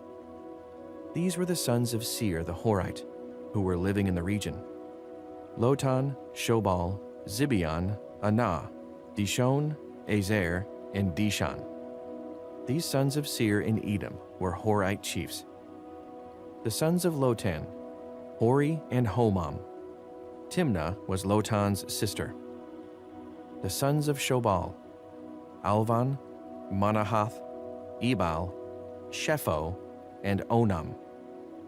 The sons of Zibeon: Aiah and Anah. This is the Anah who discovered the hot springs in the desert while he was grazing the donkeys of his father Zibeon. The children of Anah: Dishon and Aholibamah, daughter of Anah. The sons of Dishon: Hemdan, Eshban, Ithran, and Cheran. The sons of Azer: Bilhan, Zavan, and Akan. The sons of Dishan: Uz and Aran. These were the Horite chiefs: Lotan, Shobal, Zibeon, Anah, Dishon, Azer, and Dishan. These were the Horite chiefs according to their divisions in the land of Seir. These were the kings who reigned in Edom before any Israelite king reigned. Bela, son of Beor, became king of Edom. His city was named Dinhabah. When Bela died, Jobab, son of Zerah from Bozrah, succeeded him as king. When Jobab died, Husham from the land of the Temanites succeeded him as king. When Husham died, Hadad, son of Bedad, who defeated Midian in the country of Moab, succeeded him as king. His city was named Avith. When Hadad died, Samlah from Masrekah succeeded him as king. When Samlah died, Shaul from Rehoboth on the river succeeded him as king. When Shaul died, Baal-Hanan, son of Achbor, succeeded him as king. When Baal-Hanan, son of Achbor, died, Hadad succeeded him as king. His daughter was named Pau, and his wife's name was Mehetabel, daughter of Matred, the daughter of Me-Zahab. These were the chiefs descended from Esau by name, according to their clans and regions: Timnah, Alva, Japheth, Aholibamah, Elah, Pinon, Kenaz, Taman, Mibzar, Magdiel, and Iram. These were the chiefs of Edom, according to their settlements in the land they occupied. This is the family line of Esau, the father of the Edomites. Genesis chapter 37. Jacob lived in the land where his father had stayed, the land of Canaan. This is the account of Jacob's family line. Joseph, a young man of 17, was tending the flocks with his brothers, the sons of Bilhah and the sons of Zilpah, his father's wives, and he brought their father a bad report about them. Now Israel loved Joseph more than any of his other sons, because he had been born to him in his old age, and he made an ornate robe for him. When his brothers saw that their father loved him more than any of them, they hated him and could not speak a kind word to him. Joseph had a dream, and when he told it to his brothers, they hated him all the more. He said to them, "Listen to this dream I had.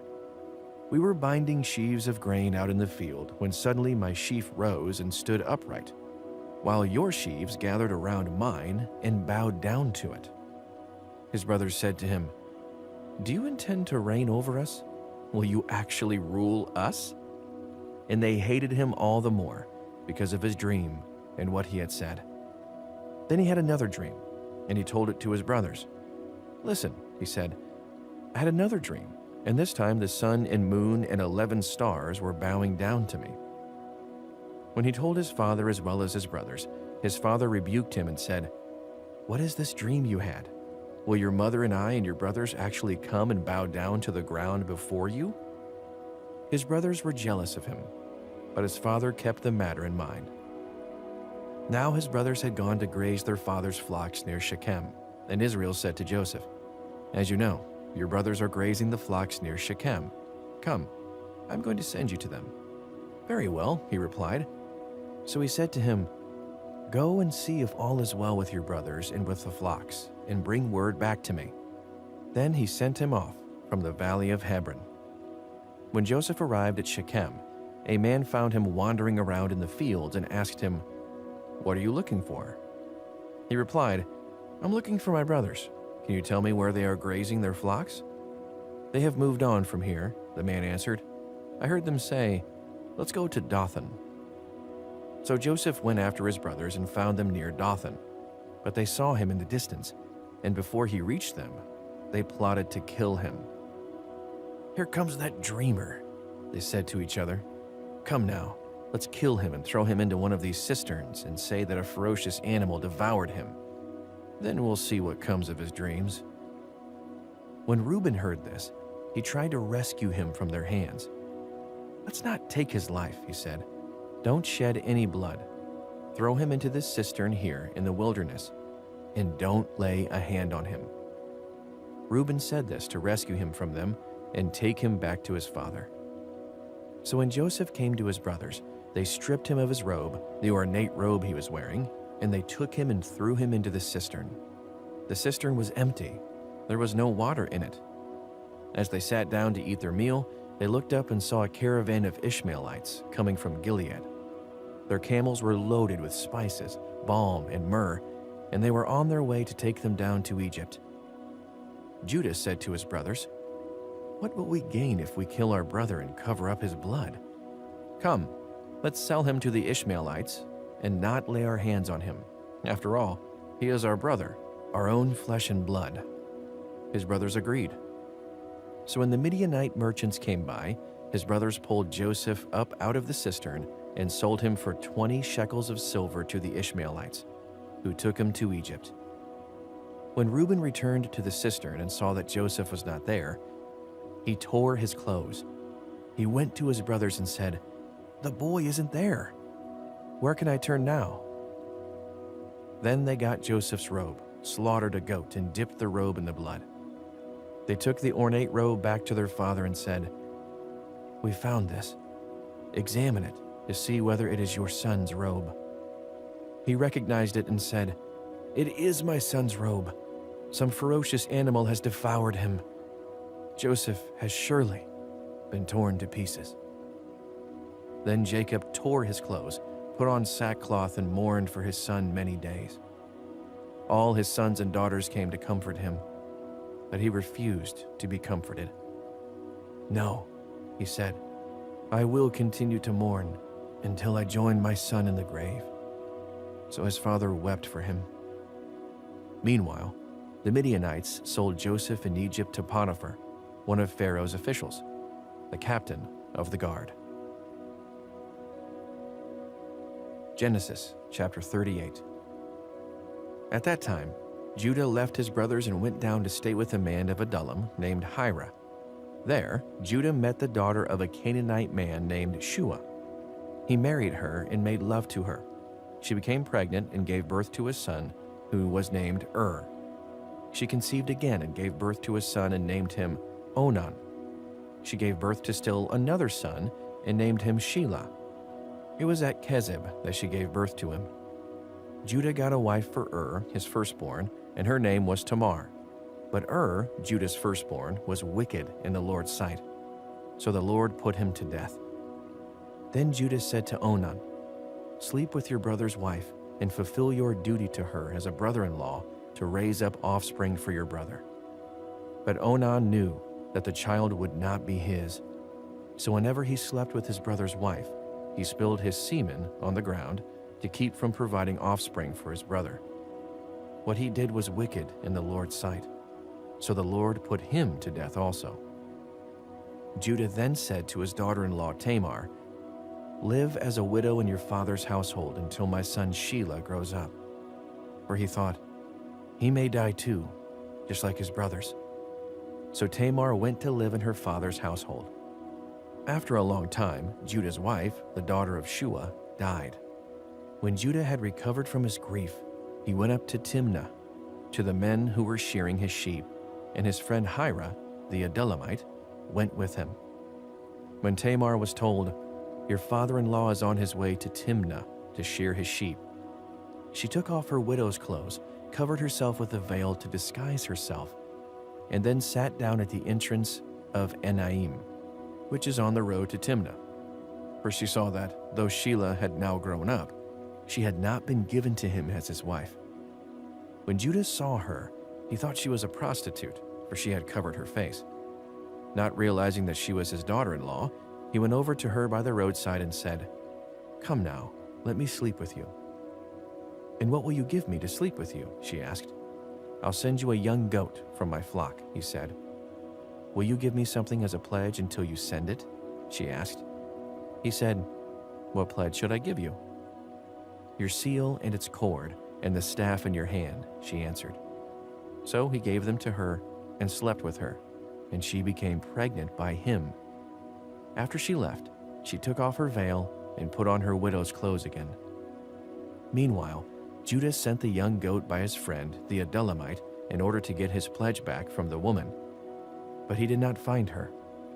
He asked the men who lived there, "Where is the shrine prostitute who was beside the road at Enaim?" "There hasn't been any shrine prostitute here," they said. So he went back to Judah and said, "I didn't find her. Besides, the men who lived there said, 'There hasn't been any shrine prostitute here.'" Then Judah said, "Let her keep what she has, or we will become a laughingstock. After all, I did send her this young goat, but you didn't find her." About 3 months later, Judah was told, "Your daughter-in-law Tamar is guilty of prostitution, and as a result, she is now pregnant." Judah said, "Bring her out and have her burned to death." As she was being brought out, she sent a message to her father-in-law. "I am pregnant by the man who owns these," she said. And she added, "See if you recognize whose seal and cord and staff these are." Judah recognized them and said, "She is more righteous than I, since I wouldn't give her to my son Shelah." And he did not sleep with her again. When the time came for her to give birth, there were twin boys in her womb. As she was giving birth, one of them put out his hand, so the midwife took a scarlet thread and tied it on his wrist and said, "This one came out first." But when he drew back his hand, his brother came out, and she said, "So this is how you have broken out." And he was named Perez. Then his brother, who had the scarlet thread on his wrist, came out, and he was named Zerah. Genesis chapter 39. Now Joseph had been taken down to Egypt. Potiphar, an Egyptian who was one of Pharaoh's officials, the captain of the guard, brought him from the Ishmaelites who had taken him there. The Lord was with Joseph, so that he prospered, and he lived in the house of his Egyptian master. When his master saw that the Lord was with him, and that the Lord gave him success in everything he did, Joseph found favor in his eyes and became his attendant. Potiphar put him in charge of his household, and he entrusted to his care everything he owned. From the time he put him in charge of his household and of all that he owned, the Lord blessed the household of the Egyptian because of Joseph. The blessing of the Lord was on everything Potiphar had, both in the house and in the field. So Potiphar left everything he had in Joseph's care. With Joseph in charge, he did not concern himself with anything except the food he ate. Now Joseph was well built and handsome, and after a while his master's wife took notice of Joseph and said, "Come to bed with me." But he refused. "With me in charge," he told her, "my master does not concern himself with anything in the house. Everything he owns, he has entrusted to my care. No one is greater in this house than I am. My master has withheld nothing from me except you, because you are his wife. How then could I do such a wicked thing and sin against God?" And though she spoke to Joseph day after day, he refused to go to bed with her, or even be with her. One day, he went into the house to attend to his duties, and none of the household servants was inside. She caught him by his cloak and said, "Come to bed with me." But he left his cloak in her hand and ran out of the house. When she saw that he had left his cloak in her hand and he ran out of the house, she called her household servants. "Look," she said to them, "this Hebrew has been brought to us to make sport of us. He came in here to sleep with me, but I screamed. When he heard me scream for help, he left his cloak beside me and ran out of the house." She kept his cloak beside her until his master came home. Then she told him this story. "That Hebrew slave you brought us came to me to make sport of me, but as soon as I screamed for help, he left his cloak beside me and ran out of the house." When his master heard the story, his wife told him, saying, "This is how your slave treated me." He burned with anger. Joseph's master took him and put him in prison, the place where the king's prisoners were confined. But while Joseph was there in prison, the Lord was with him. He showed him kindness and granted him favor in the eyes of the prison warden. So the warden put Joseph in charge of all those held in the prison, and he was made responsible for all that was done there. The warden paid no attention to anything under Joseph's care, because the Lord was with Joseph and gave him success in whatever he did. Genesis chapter 40. Sometime later, the cupbearer and the baker of the king of Egypt offended their master, the king of Egypt. Pharaoh was angry with his two officials, the chief cupbearer and the chief baker, and put them in custody in the house of the captain of the guard, in the same prison where Joseph was confined. The captain of the guard assigned them to Joseph, and he attended them.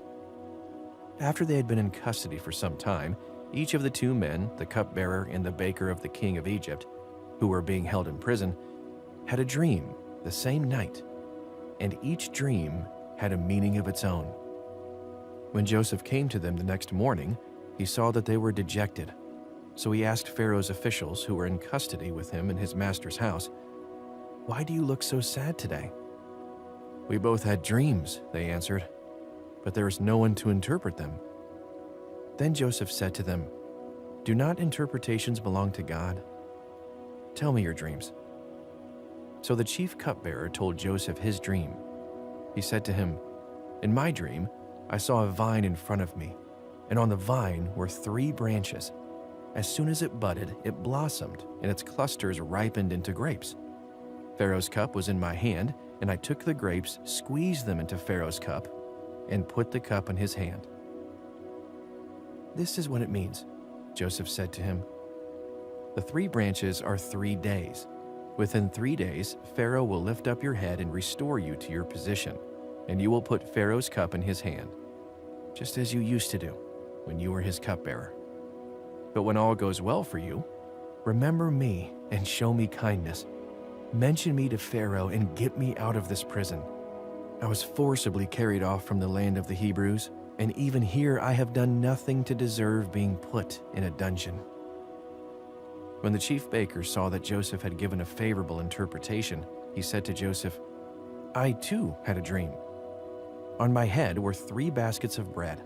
In the top basket were all kinds of baked goods for Pharaoh, but the birds were eating them out of the basket on my head." "This is what it means," Joseph said. "The 3 baskets are 3 days. Within 3 days, Pharaoh will lift off your head and impale your body on a pole, and the birds will eat away your flesh." Now the 3rd day was Pharaoh's birthday, and he gave a feast for all his officials. He lifted up the heads of the chief cupbearer and the chief baker in the presence of his officials. He restored the chief cupbearer to his position, so that he once again put the cup into Pharaoh's hand. But he impaled the chief baker, just as Joseph had said to them in his interpretation. The chief cupbearer, however, did not remember Joseph. He forgot him. Genesis chapter 41. When 2 full years had passed, Pharaoh had a dream. He was standing by the Nile, when out of the river there came up 7 cows, sleek and fat, and they grazed among the reeds. After them, 7 other cows, ugly and gaunt, came up out of the Nile and stood beside those on the riverbank. And the cows that were ugly and gaunt ate up the 7 sleek, fat cows. Then Pharaoh woke up. He fell asleep again and had a second dream. 7 heads of grain, healthy and good, were growing on a single stalk. After them, 7 other heads of grain sprouted, thin and scorched by the east wind. The thin heads of grain swallowed up the 7 healthy, full heads. Then Pharaoh woke up. It had been a dream. In the morning, his mind was troubled. So he sent for all the magicians and wise men of Egypt. Pharaoh told them his dreams, but no one could interpret them for him. Then the chief cupbearer said to Pharaoh, "Today I am reminded of my shortcomings." Pharaoh was once again angry with his servants, and he imprisoned me and the chief baker in the house of the captain of the guard. Each of us had a dream the same night, and each dream had a meaning of its own. Now a young Hebrew was there with us, a servant of the captain of the guard. We told him our dreams, and he interpreted them for us. giving each man the interpretation of his dream. And things turned out exactly as he interpreted them to us. I was restored to my position, and the other man was impaled. So Pharaoh sent for Joseph, and he was quickly brought from the dungeon. When he had shaved and changed his clothes, he came before Pharaoh. Pharaoh said to Joseph, "I had a dream, and no one can interpret it. But I have heard it said of you that when you hear a dream, you can interpret it." "I cannot do it," Joseph replied to Pharaoh, "but God will give Pharaoh the answer he desires." Then Pharaoh said to Joseph, "In my dream, I was standing on the bank of the Nile, when out of the river there came up 7 cows, fat and sleek, and they grazed among the reeds. After them, 7 other cows came up, scrawny and very ugly and lean. I had never seen such ugly cows in all the land of Egypt. The lean, ugly cows ate up the 7 fat cows that came up first. But even after they ate them, no one could tell that they had done so. They looked just as ugly as before. Then I woke up. In my dream, I saw 7 heads of grain, full and good, growing on a single stalk. After them, 7 other heads sprouted, withered and thin and scorched by the east wind. The thin heads of grain swallowed up the 7 good heads. I told this to the magicians, but none of them could explain it to me." Then Joseph said to Pharaoh, "The dreams of Pharaoh are one and the same. God has revealed to Pharaoh what he is about to do. The 7 good cows are 7 years, and the 7 good heads of grain are 7 years. It is one and the same dream. The 7 lean, ugly cows that came up afterward are 7 years, and so are the 7 worthless heads of grain scorched by the east wind. They are 7 years of famine. It is good, as I said to Pharaoh. God has shown Pharaoh what he is about to do. 7 years of great abundance are coming throughout the land of Egypt, but 7 years of famine will follow them.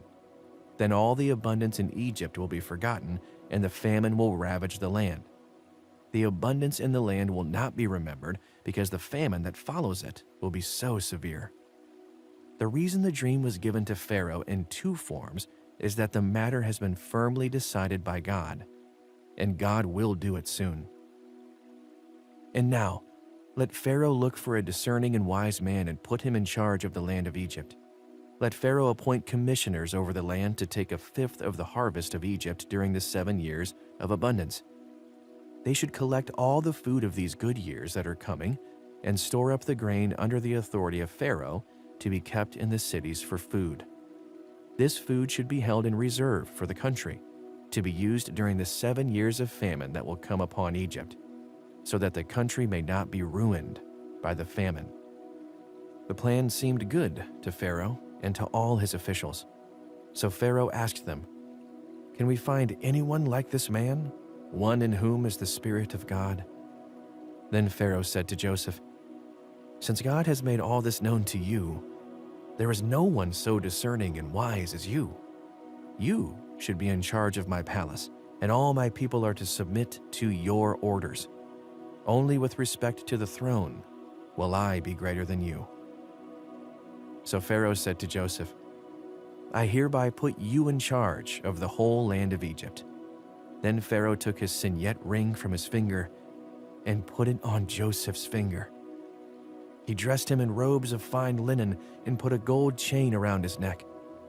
He had him ride in a chariot as his second in command, and people shouted before him, "Make way!"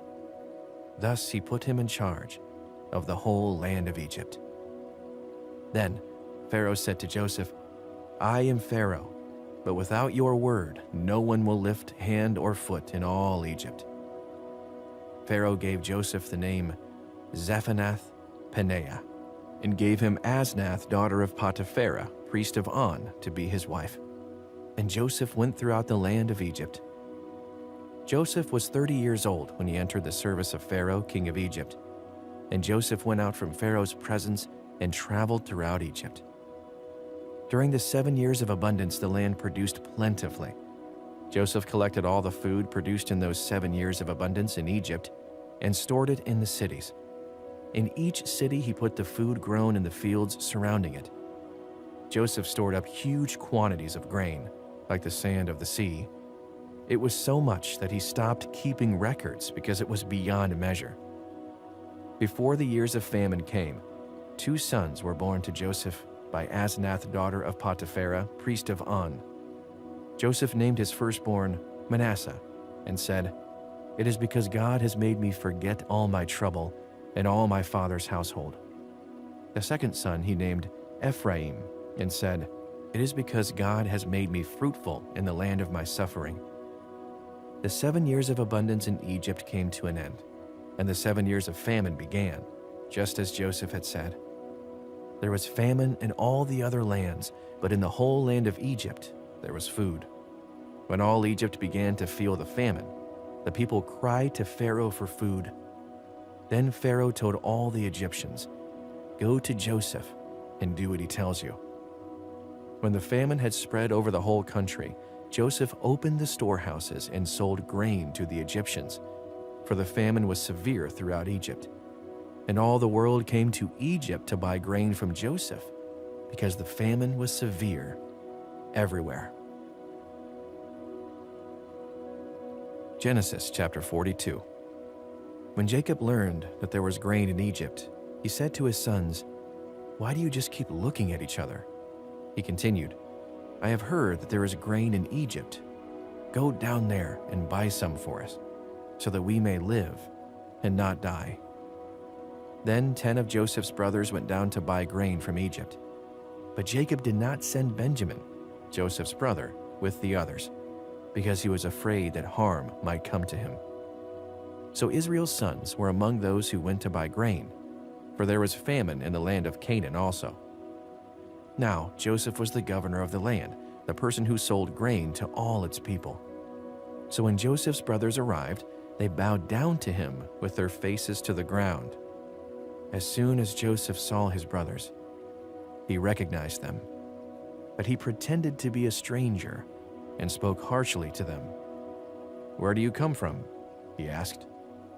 "From the land of Canaan," they replied, "to buy food." Although Joseph recognized his brothers, they did not recognize him. Then he remembered his dreams about them and said to them, "You are spies. You have come to see where our land is unprotected." "No, my lord," they answered. "Your servants have come to buy food. We are all the sons of one man. Your servants are honest men, not spies." "No," he said to them, "you have come to see where our land is unprotected." But they replied, "Your servants were 12 brothers, the sons of one man who lives in the land of Canaan. The youngest is now with our father, and one is no more." Joseph said to them, "It is just as I told you. You are spies, and this is how you will be tested.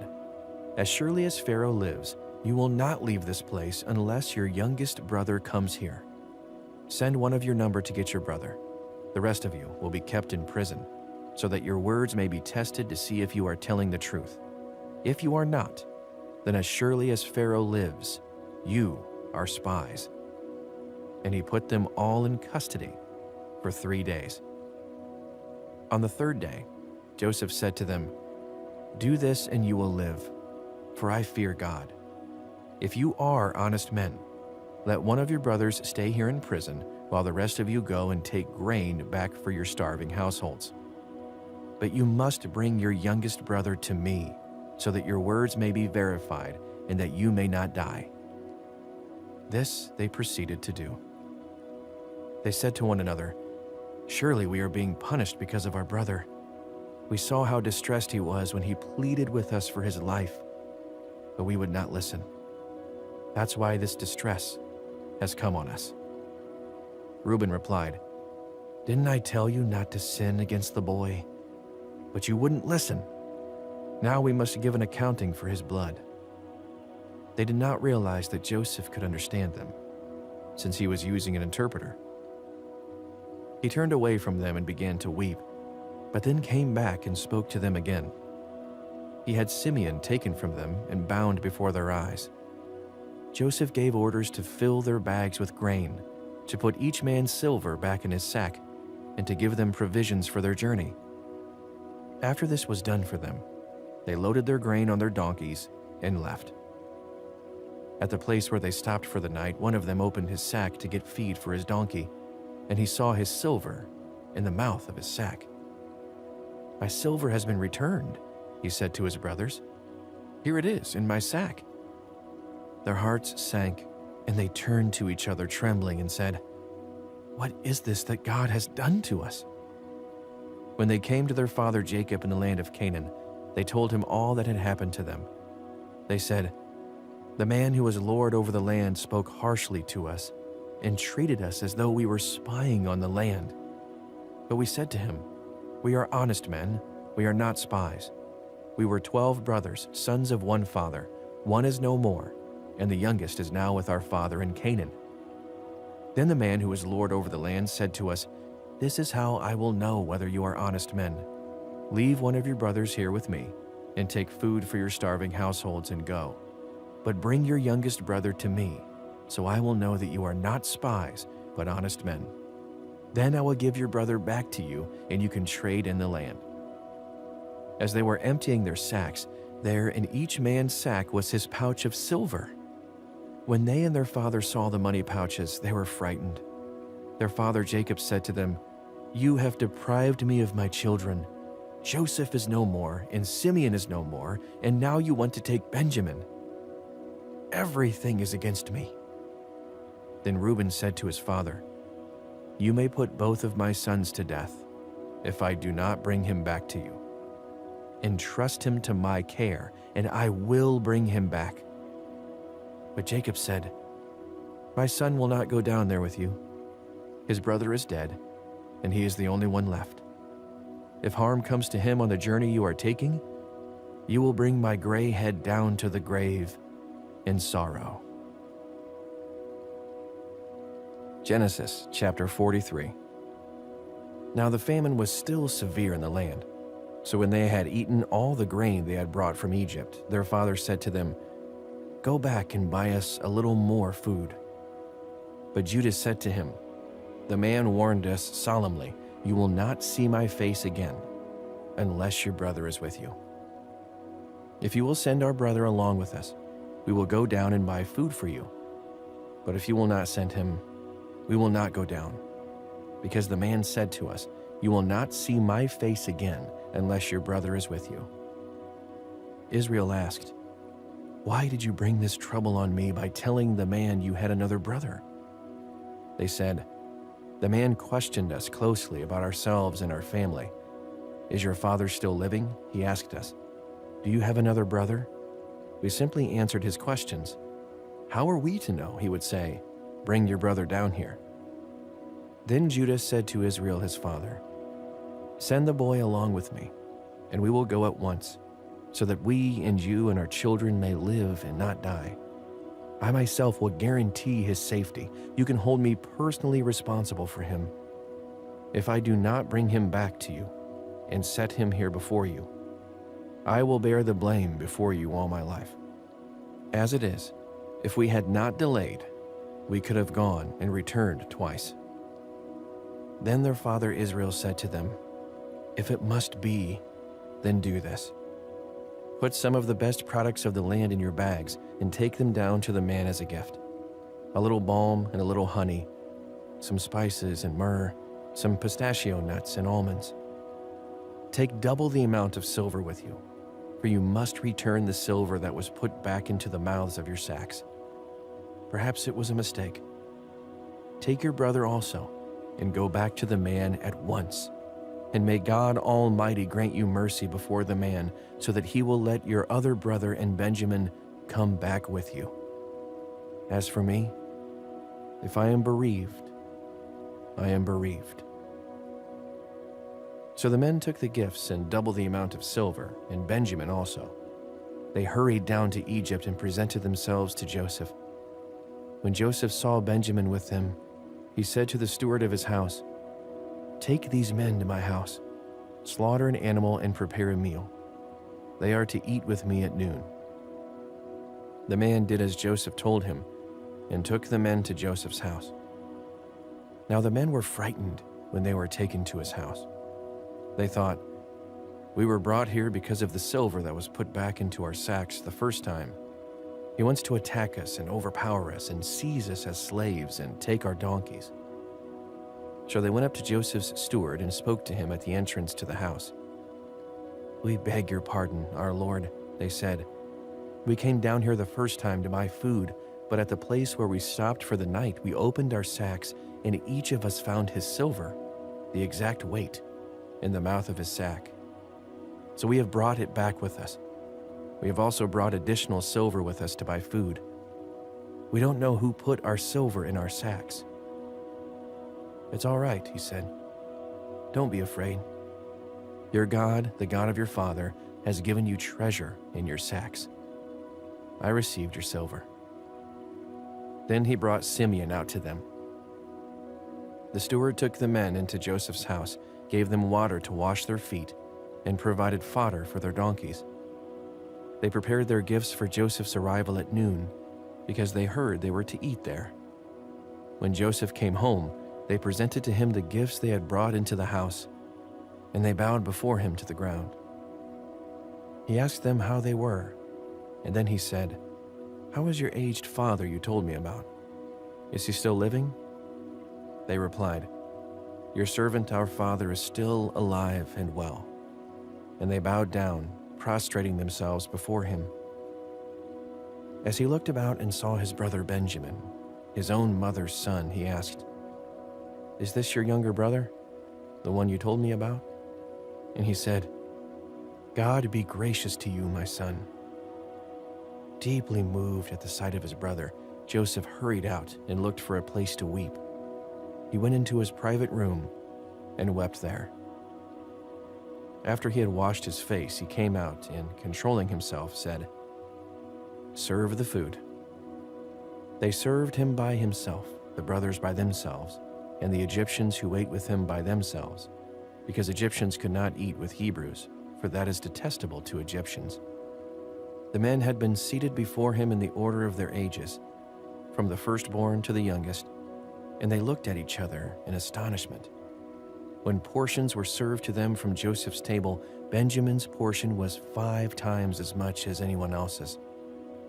So they feasted and drank freely with him. Genesis chapter 44.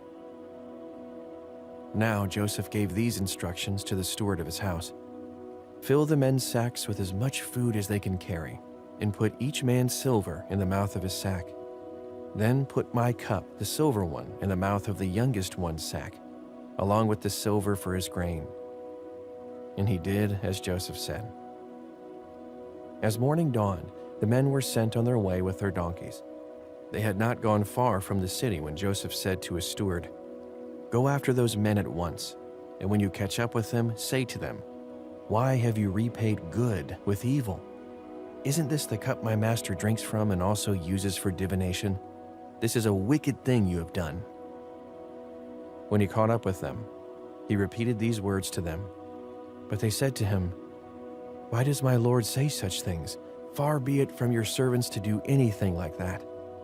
We even brought back to you from the land of Canaan the silver we found inside the mouths of our sacks. So why would we steal silver or gold from your master's house? If any of your servants has found a habit, he will die, and the rest of us will become my lord's slaves." "Very well then," he said, "let it be as you say. Whoever has found a habit will become my slave. The rest of you will be free from blame." Each of them quickly lowered his sack to the ground and opened it. Then the steward proceeded to search, beginning with the oldest and ending with the youngest.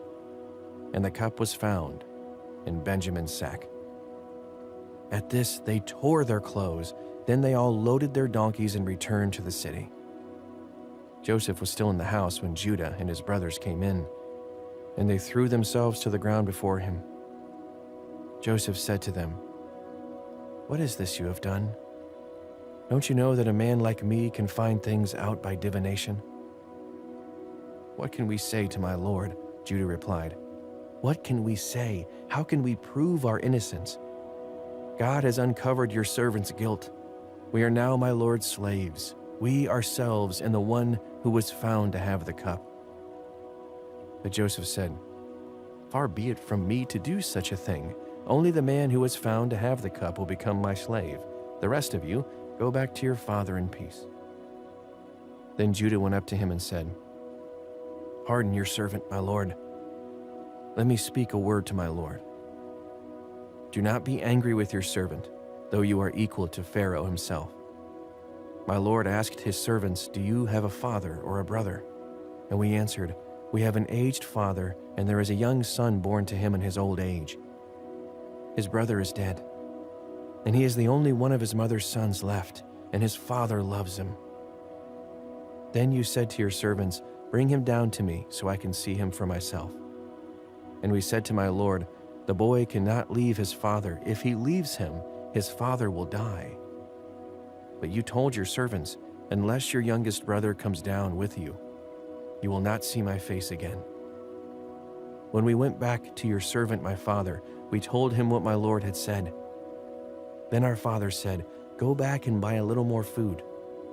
But we said, 'We cannot go down. Only if our youngest brother is with us will we go. We cannot see the man's face unless our youngest brother is with us.' Your servant my father said to us, 'You know that my wife bore me 2 sons. One of them went away from me.' And I said, 'He has surely been torn to pieces, and I have not seen him since. If you take this one from me too, and harm comes to him, you will bring my gray head down to the grave in misery.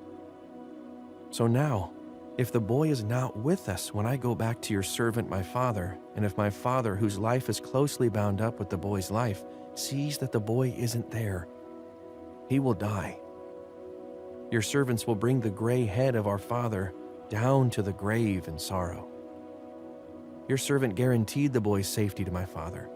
I said, 'If I do not bring him back to you, I will bear the blame before you, my father, all my life.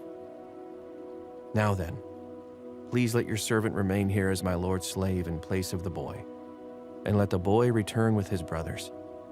How can I go back to my father if the boy is not with me? No, do not let me see the misery that would come on my father." Genesis chapter 45. Then Joseph could no longer control himself before all his attendants, and he cried out, "Have everyone leave my presence." For there was no one with Joseph when he made himself known to his brothers. And he wept so loudly that the Egyptians heard him, and Pharaoh's household heard about it. Joseph said to his brothers, "I am Joseph. Is my father still living?" But his brothers were not able to answer him, because they were terrified at his presence. Then Joseph said to his brothers, "Come close to me." When they had done so, he said, "I am your brother Joseph, the one you sold into Egypt. And now, do not be distressed, and do not be angry with yourselves for selling me here, because it was to save lives that God sent me ahead of you. For 2 years now, there has been famine in the land, and for the next 5 years there will be no plowing and reaping. But God sent me ahead of you to preserve for you a remnant on earth and to save your lives by a great deliverance. So then, it was not you who sent me here, but God. He made me father to Pharaoh, lord of his entire household and ruler of all Egypt. Now hurry back to my father and say to him, 'This is what your son Joseph says. God has made me lord of all Egypt. Come down to me. Don't delay. You shall live in the region of Goshen and be near me. You, your children and grandchildren, your flocks and herds, and all you have. I will provide for you there, because 5 years of famine are still to come. Otherwise, you and your household and all who belong to you will become destitute. You can see for yourselves, and so can my brother Benjamin, that it is really I who am speaking to you.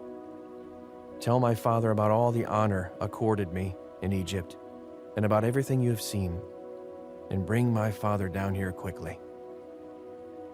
Then he threw his arms around his brother Benjamin and wept, and Benjamin embraced him weeping. And he kissed all his brothers and wept over them.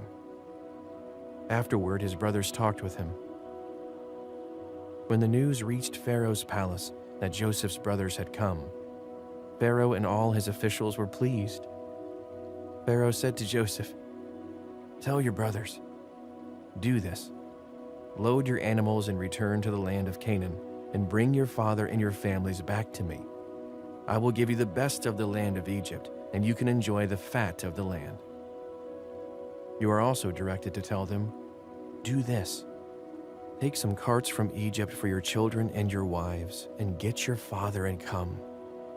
Never mind about your belongings, because the best of all Egypt will be yours." So the sons of Israel did this. Joseph gave them carts, as Pharaoh had commanded, and he also gave them provisions for their journey. To each of them he gave new clothing, but to Benjamin he gave 300 shekels of silver and 5 sets of clothes.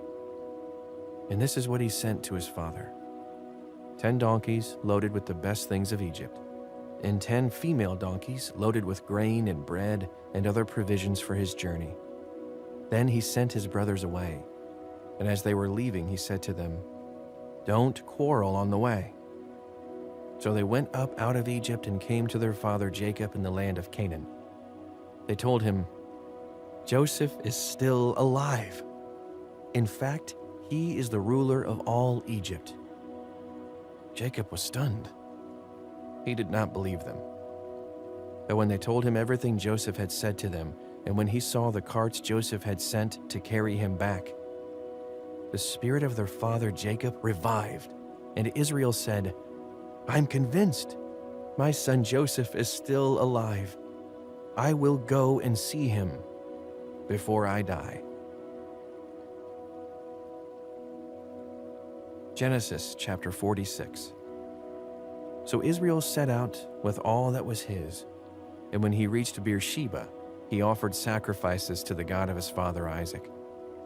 And God spoke to Israel in a dream at night and said, "Jacob, Jacob."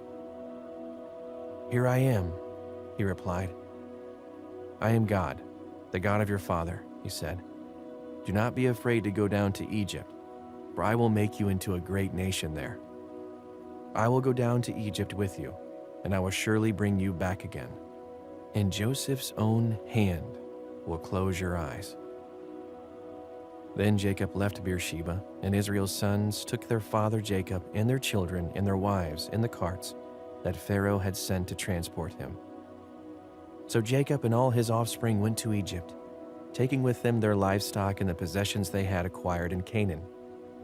Jacob brought with him to Egypt his sons and grandsons, and his daughters and granddaughters, all his offspring. These are the names of the sons of Israel, Jacob and his descendants, who went to Egypt. Reuben, the firstborn of Jacob. The sons of Reuben: Hanok, Palu, Hezron, and Carmi. The sons of Simeon: Jemuel, Jamin, Ohad, Jachin, Zohar, and Shaul, the son of a Canaanite woman. The sons of Levi: Gershon, Kohath, and Merari. The sons of Judah: Onan, Shelah, Perez, and Zerah. But and Onan had died in the land of Canaan. The sons of Perez: Hezron and Hamul. The sons of Issachar: Tola, Pua, Jashub, and Shimron. The sons of Zebulun: Zered, Elon, and Jaleel. These were the sons Leah bore to Jacob in Paddan Aram, besides his daughter Dinah. These sons and daughters of his were 33 in all. The sons of Gad: Zephon, Haggai, Shunai, Esbon, Eri, Erodi, and Areli. The sons of Asher: Imnah, Ishva, Ishvi, and Beriah. Their sister was Sarah. The sons of Beriah, Heber and Malchiel. These were the children born to Jacob by Zilpah, whom Laban had given to his daughter Leah, 16 in all. The sons of Jacob's wife Rachel, Joseph and Benjamin. In Egypt, Manasseh and Ephraim were born to Joseph by Asnath, daughter of Potipharah, priest of On. The sons of Benjamin, Bela, Becher, Ashbel, Jerah, Naaman, Ehi, Rosh, Muppim, Huppim, and Ard. These were the sons of Rachel who were born to Jacob, 14 in all. The son of Dan, Hashim. The sons of Naphtali, Jaziel, Gunai, Jezer, and Shilem. These were the sons born to Jacob by Bilhah, whom Laban had given to his daughter Rachel, 7 in all. All those who went to Egypt with Jacob, those who were his direct descendants, not counting his sons' wives, numbered 66 persons. With the 2 sons who had been born to Joseph in Egypt, the members of Jacob's family, which went to Egypt, were 70 in all. Now Jacob sent Judah ahead of him to Joseph to get directions to Goshen. When they arrived in the region of Goshen, Joseph had his chariot made ready and went to Goshen to meet his father Israel. As soon as Joseph appeared before him, he threw his arms around his father and wept for a long time. Israel said to Joseph, "Now I am ready to die, since I have seen for myself that you are still alive." Then Joseph said to his brothers and to his father's household, "I will go up and speak to Pharaoh and will say to him, 'My brothers and my father's household who are living in the land of Canaan have come to me. The men are shepherds, they tend livestock, and they have brought along their flocks and herds and everything they own. When Pharaoh calls you in and asks, 'What is your occupation?' you should answer, 'Your servants have tended livestock from our boyhood on, just as our fathers did.' Then you will be allowed to settle in the region of Goshen, for all shepherds are detestable to the Egyptians." Genesis chapter 47. Joseph went and told Pharaoh, "My father and brothers with their flocks and herds and everything they own have come from the land of Canaan and are now in Goshen." He chose 5 of his brothers and presented them before Pharaoh. Pharaoh asked the brothers, "What is your occupation?" "Your servants are shepherds," they replied to Pharaoh, "just as our fathers were." They also said to him, "We have come to live here for a while, because the famine is severe in Canaan, and your servants' flocks have no pasture. So now, please let your servants settle in Goshen." Pharaoh said to Joseph, "Your father and your brothers have come to you, and the land of Egypt is before you. Settle your father and your brothers in the best part of the land. Let them live in Goshen. And if you know of any among them with special ability, put them in charge of my own livestock." Then Joseph brought his father Jacob in and presented him before Pharaoh. After Jacob blessed Pharaoh, Pharaoh asked him, "How old are you?" And Jacob said to Pharaoh, "The years of my pilgrimage are 130. My years have been few and difficult, and they do not equal the years of the pilgrimage of my fathers." Then Jacob blessed Pharaoh and went out from his presence. So Joseph settled his father and his brothers in Egypt and gave them property in the best part of the land, the district of Ramses, as Pharaoh directed. Joseph also provided his father and his brothers and all his father's household with food according to the number of their children. There was no food, however, in the whole region because the famine was severe. Both Egypt and Canaan wasted away because of the famine. Joseph collected all the money that was to be found in Egypt and Canaan in payment for the grain they were buying, and he brought it to Pharaoh's palace. When the money of the people of Egypt and Canaan was gone, all Egypt came to Joseph and said, "Give us food. Why should we die before your eyes? Our money is all gone." "Then bring your livestock," said Joseph. "I will sell you food in exchange for your livestock since your money is gone." So they brought their livestock to Joseph, and he gave them food in exchange for their horses, their sheep and goats, their cattle and donkeys. And he brought them through that year with food in exchange for all their livestock. When that year was over, they came to him the following year and said, "We cannot hide from our Lord the fact that since our money is gone and our livestock belongs to you, there is nothing else for our Lord except our bodies and our land. Why should we perish before your eyes, we and our land as well? Buy us and our land in exchange for food, and we with our land will be in bondage to Pharaoh. Give us seed so that we may live and not die, and that the land may not become desolate." So Joseph bought all the land in Egypt for Pharaoh. The Egyptians, one and all, sold their fields because the famine was too severe for them. The land became Pharaoh's, and Joseph reduced the people to servitude, from one end of Egypt to the other. However, he did not buy the land of the priests because they received a regular allotment from Pharaoh and had food enough from the allotment Pharaoh gave them. That is why they did not sell their land. Joseph said to the people, "Now that I have bought you and your land today for Pharaoh, here is seed for you so you can plant the ground. But when the crop comes in, give a fifth of it to Pharaoh.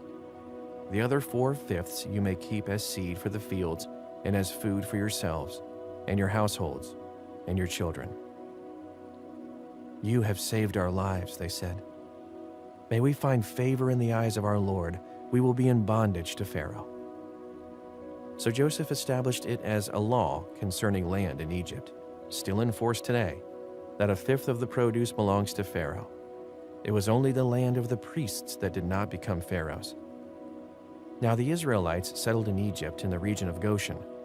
They acquired property there and were fruitful and increased greatly in number. Jacob lived in Egypt 17 years, and the years of his life were 147. When the time drew near for Israel to die, he called for his son Joseph and said to him, "If I have found favor in your eyes, put your hand under my thigh and promise that you will show me kindness and faithfulness. Do not bury me in Egypt, but when I rest with my fathers, carry me out of Egypt and bury me where they are buried." "I will do as you say," he said. "Swear to me," he said. Then Joseph swore to him, and Israel worshipped as he leaned on the top of his staff. Genesis chapter 48. Sometime later, Joseph was told, "Your father is ill." So he took his 2 sons, Manasseh and Ephraim, along with him. When Jacob was told, "Your son Joseph has come to you," Israel rallied his strength and sat up on the bed. Jacob said to Joseph, "God Almighty appeared to me at Luz in the land of Canaan, and there he blessed me and said to me, 'I'm going to make you fruitful and increase your numbers. I will make you a community of peoples, and I will give this land as an everlasting possession to your descendants after you.' Now then, your 2 sons born to you in Egypt before I came to you here will be reckoned as mine. Ephraim and Manasseh will be mine, just as Reuben and Simeon are mine.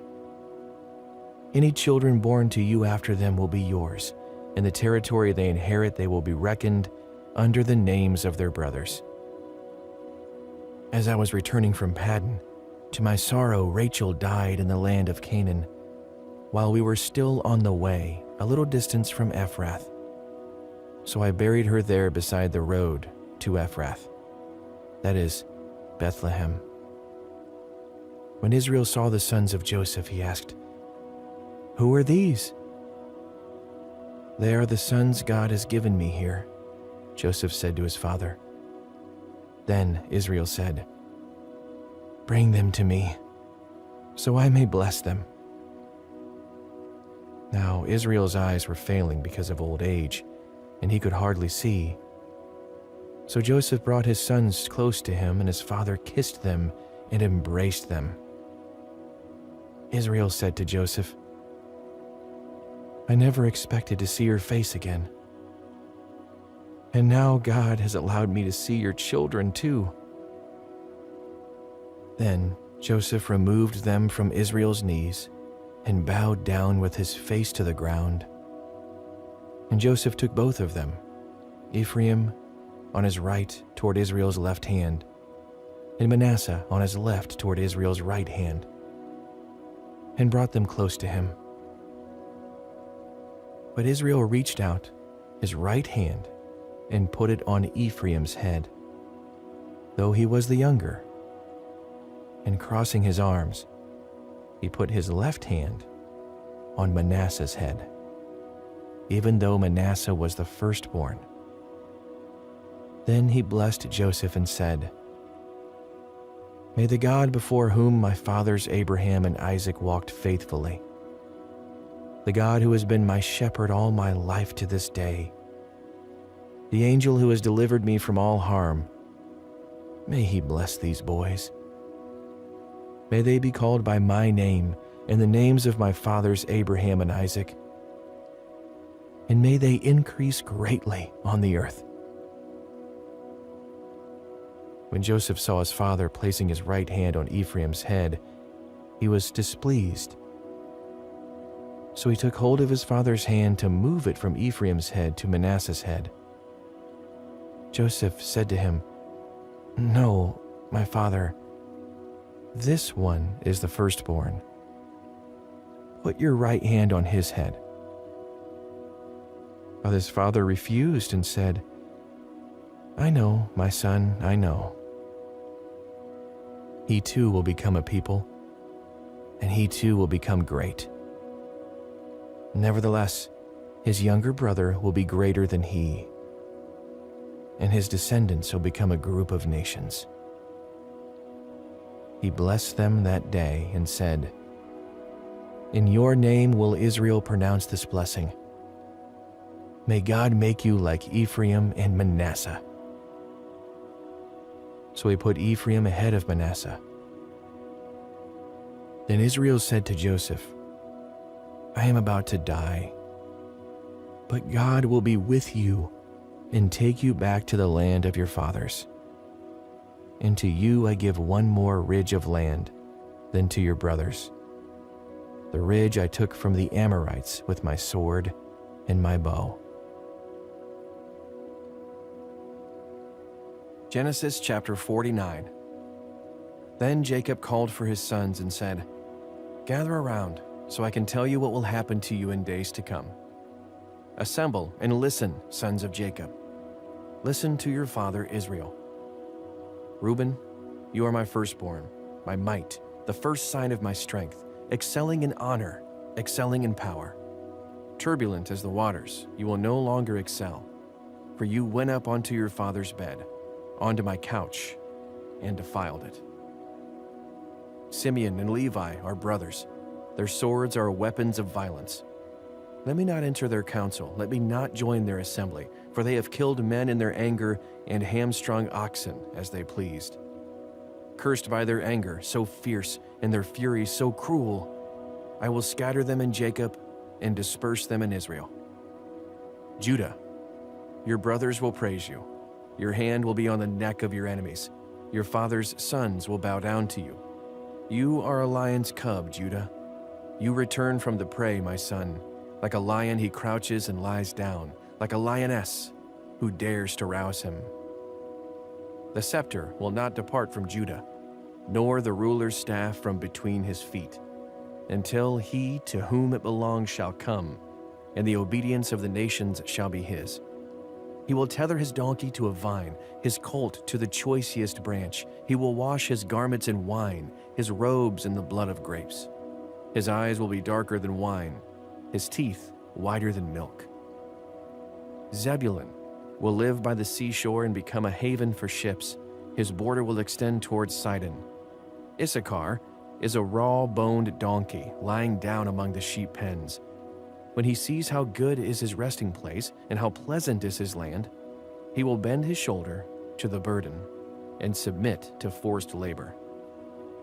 Dan will provide justice for his people as one of the tribes of Israel. Dan will be a snake by the roadside, a viper along the path that bites the horse's heels so that its rider tumbles backward. I look for your deliverance, Lord. Gad will be attacked by a band of raiders, but he will attack them at their heels. Asher's food will be rich. He will provide delicacies fit for a king. Naphtali is a doe set free that bears beautiful fawns. Joseph is a fruitful vine near a spring whose branches climb over a wall. With bitterness, archers attacked him. They shot at him with hostility. But his bow remained steady. His strong arms stayed limber, because of the hand of the mighty one of Jacob, because of the shepherd, the rock of Israel, because of your father's God who helps you, because of the Almighty who blesses you, with the blessings of the skies above, blessings of the deep springs below, blessings of the breast and womb. Your father's blessings are greater than the blessings of the ancient mountains, than the bounty of the age-old hills. Let all these rest on the head of Joseph, on the brow of the prince among his brothers. Benjamin is a ravenous wolf. In the morning he devours the prey, in the evening he divides the plunder. All these are the 12 tribes of Israel, and this is what their father said to them when he blessed them, giving each the blessing appropriate to him. Then he gave them these instructions. I am about to be gathered to my people. Bury me with my fathers in the cave in the field of Ephron the Hittite, the cave in the field of Machpelah, near Mamre, in Canaan, which Abraham bought along with the field as a burial place for Ephron the Hittite. There, Abraham and his wife Sarah were buried. There, Isaac and his wife Rebekah were buried. And there, I buried Leah. The field and the cave in it were bought from the Hittites. When Jacob had finished giving instructions to his sons, he drew his feet up into the bed, breathed his last, and was gathered to his people.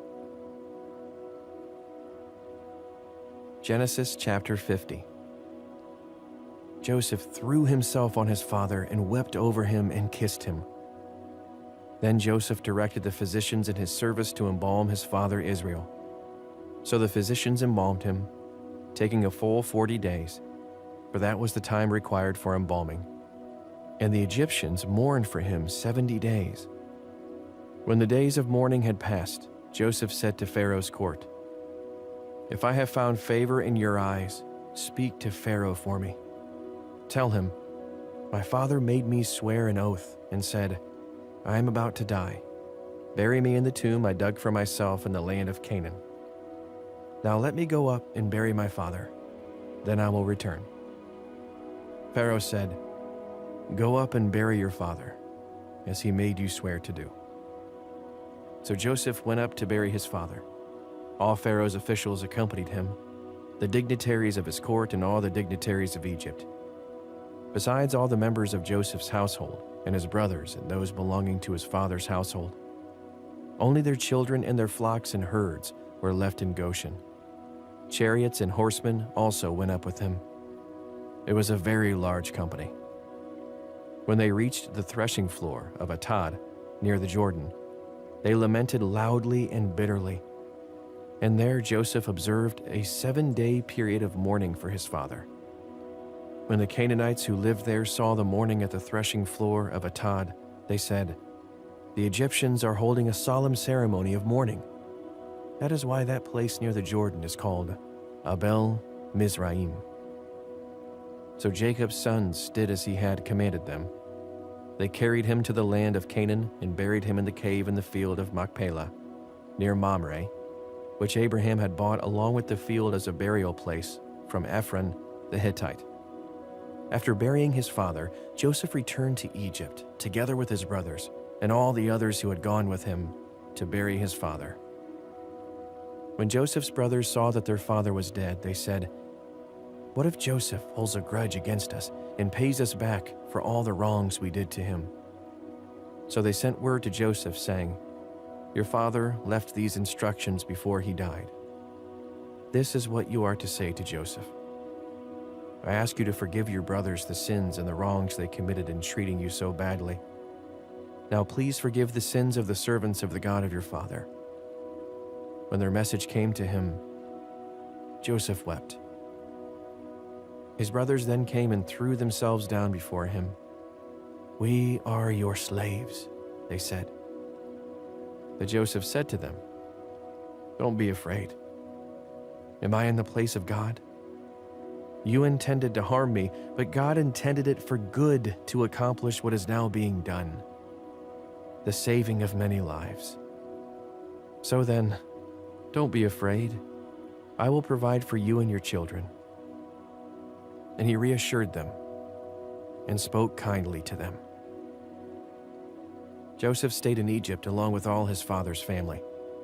He lived 110 years and saw the third generation of Ephraim's children. Also the children of Machir, son of Manasseh,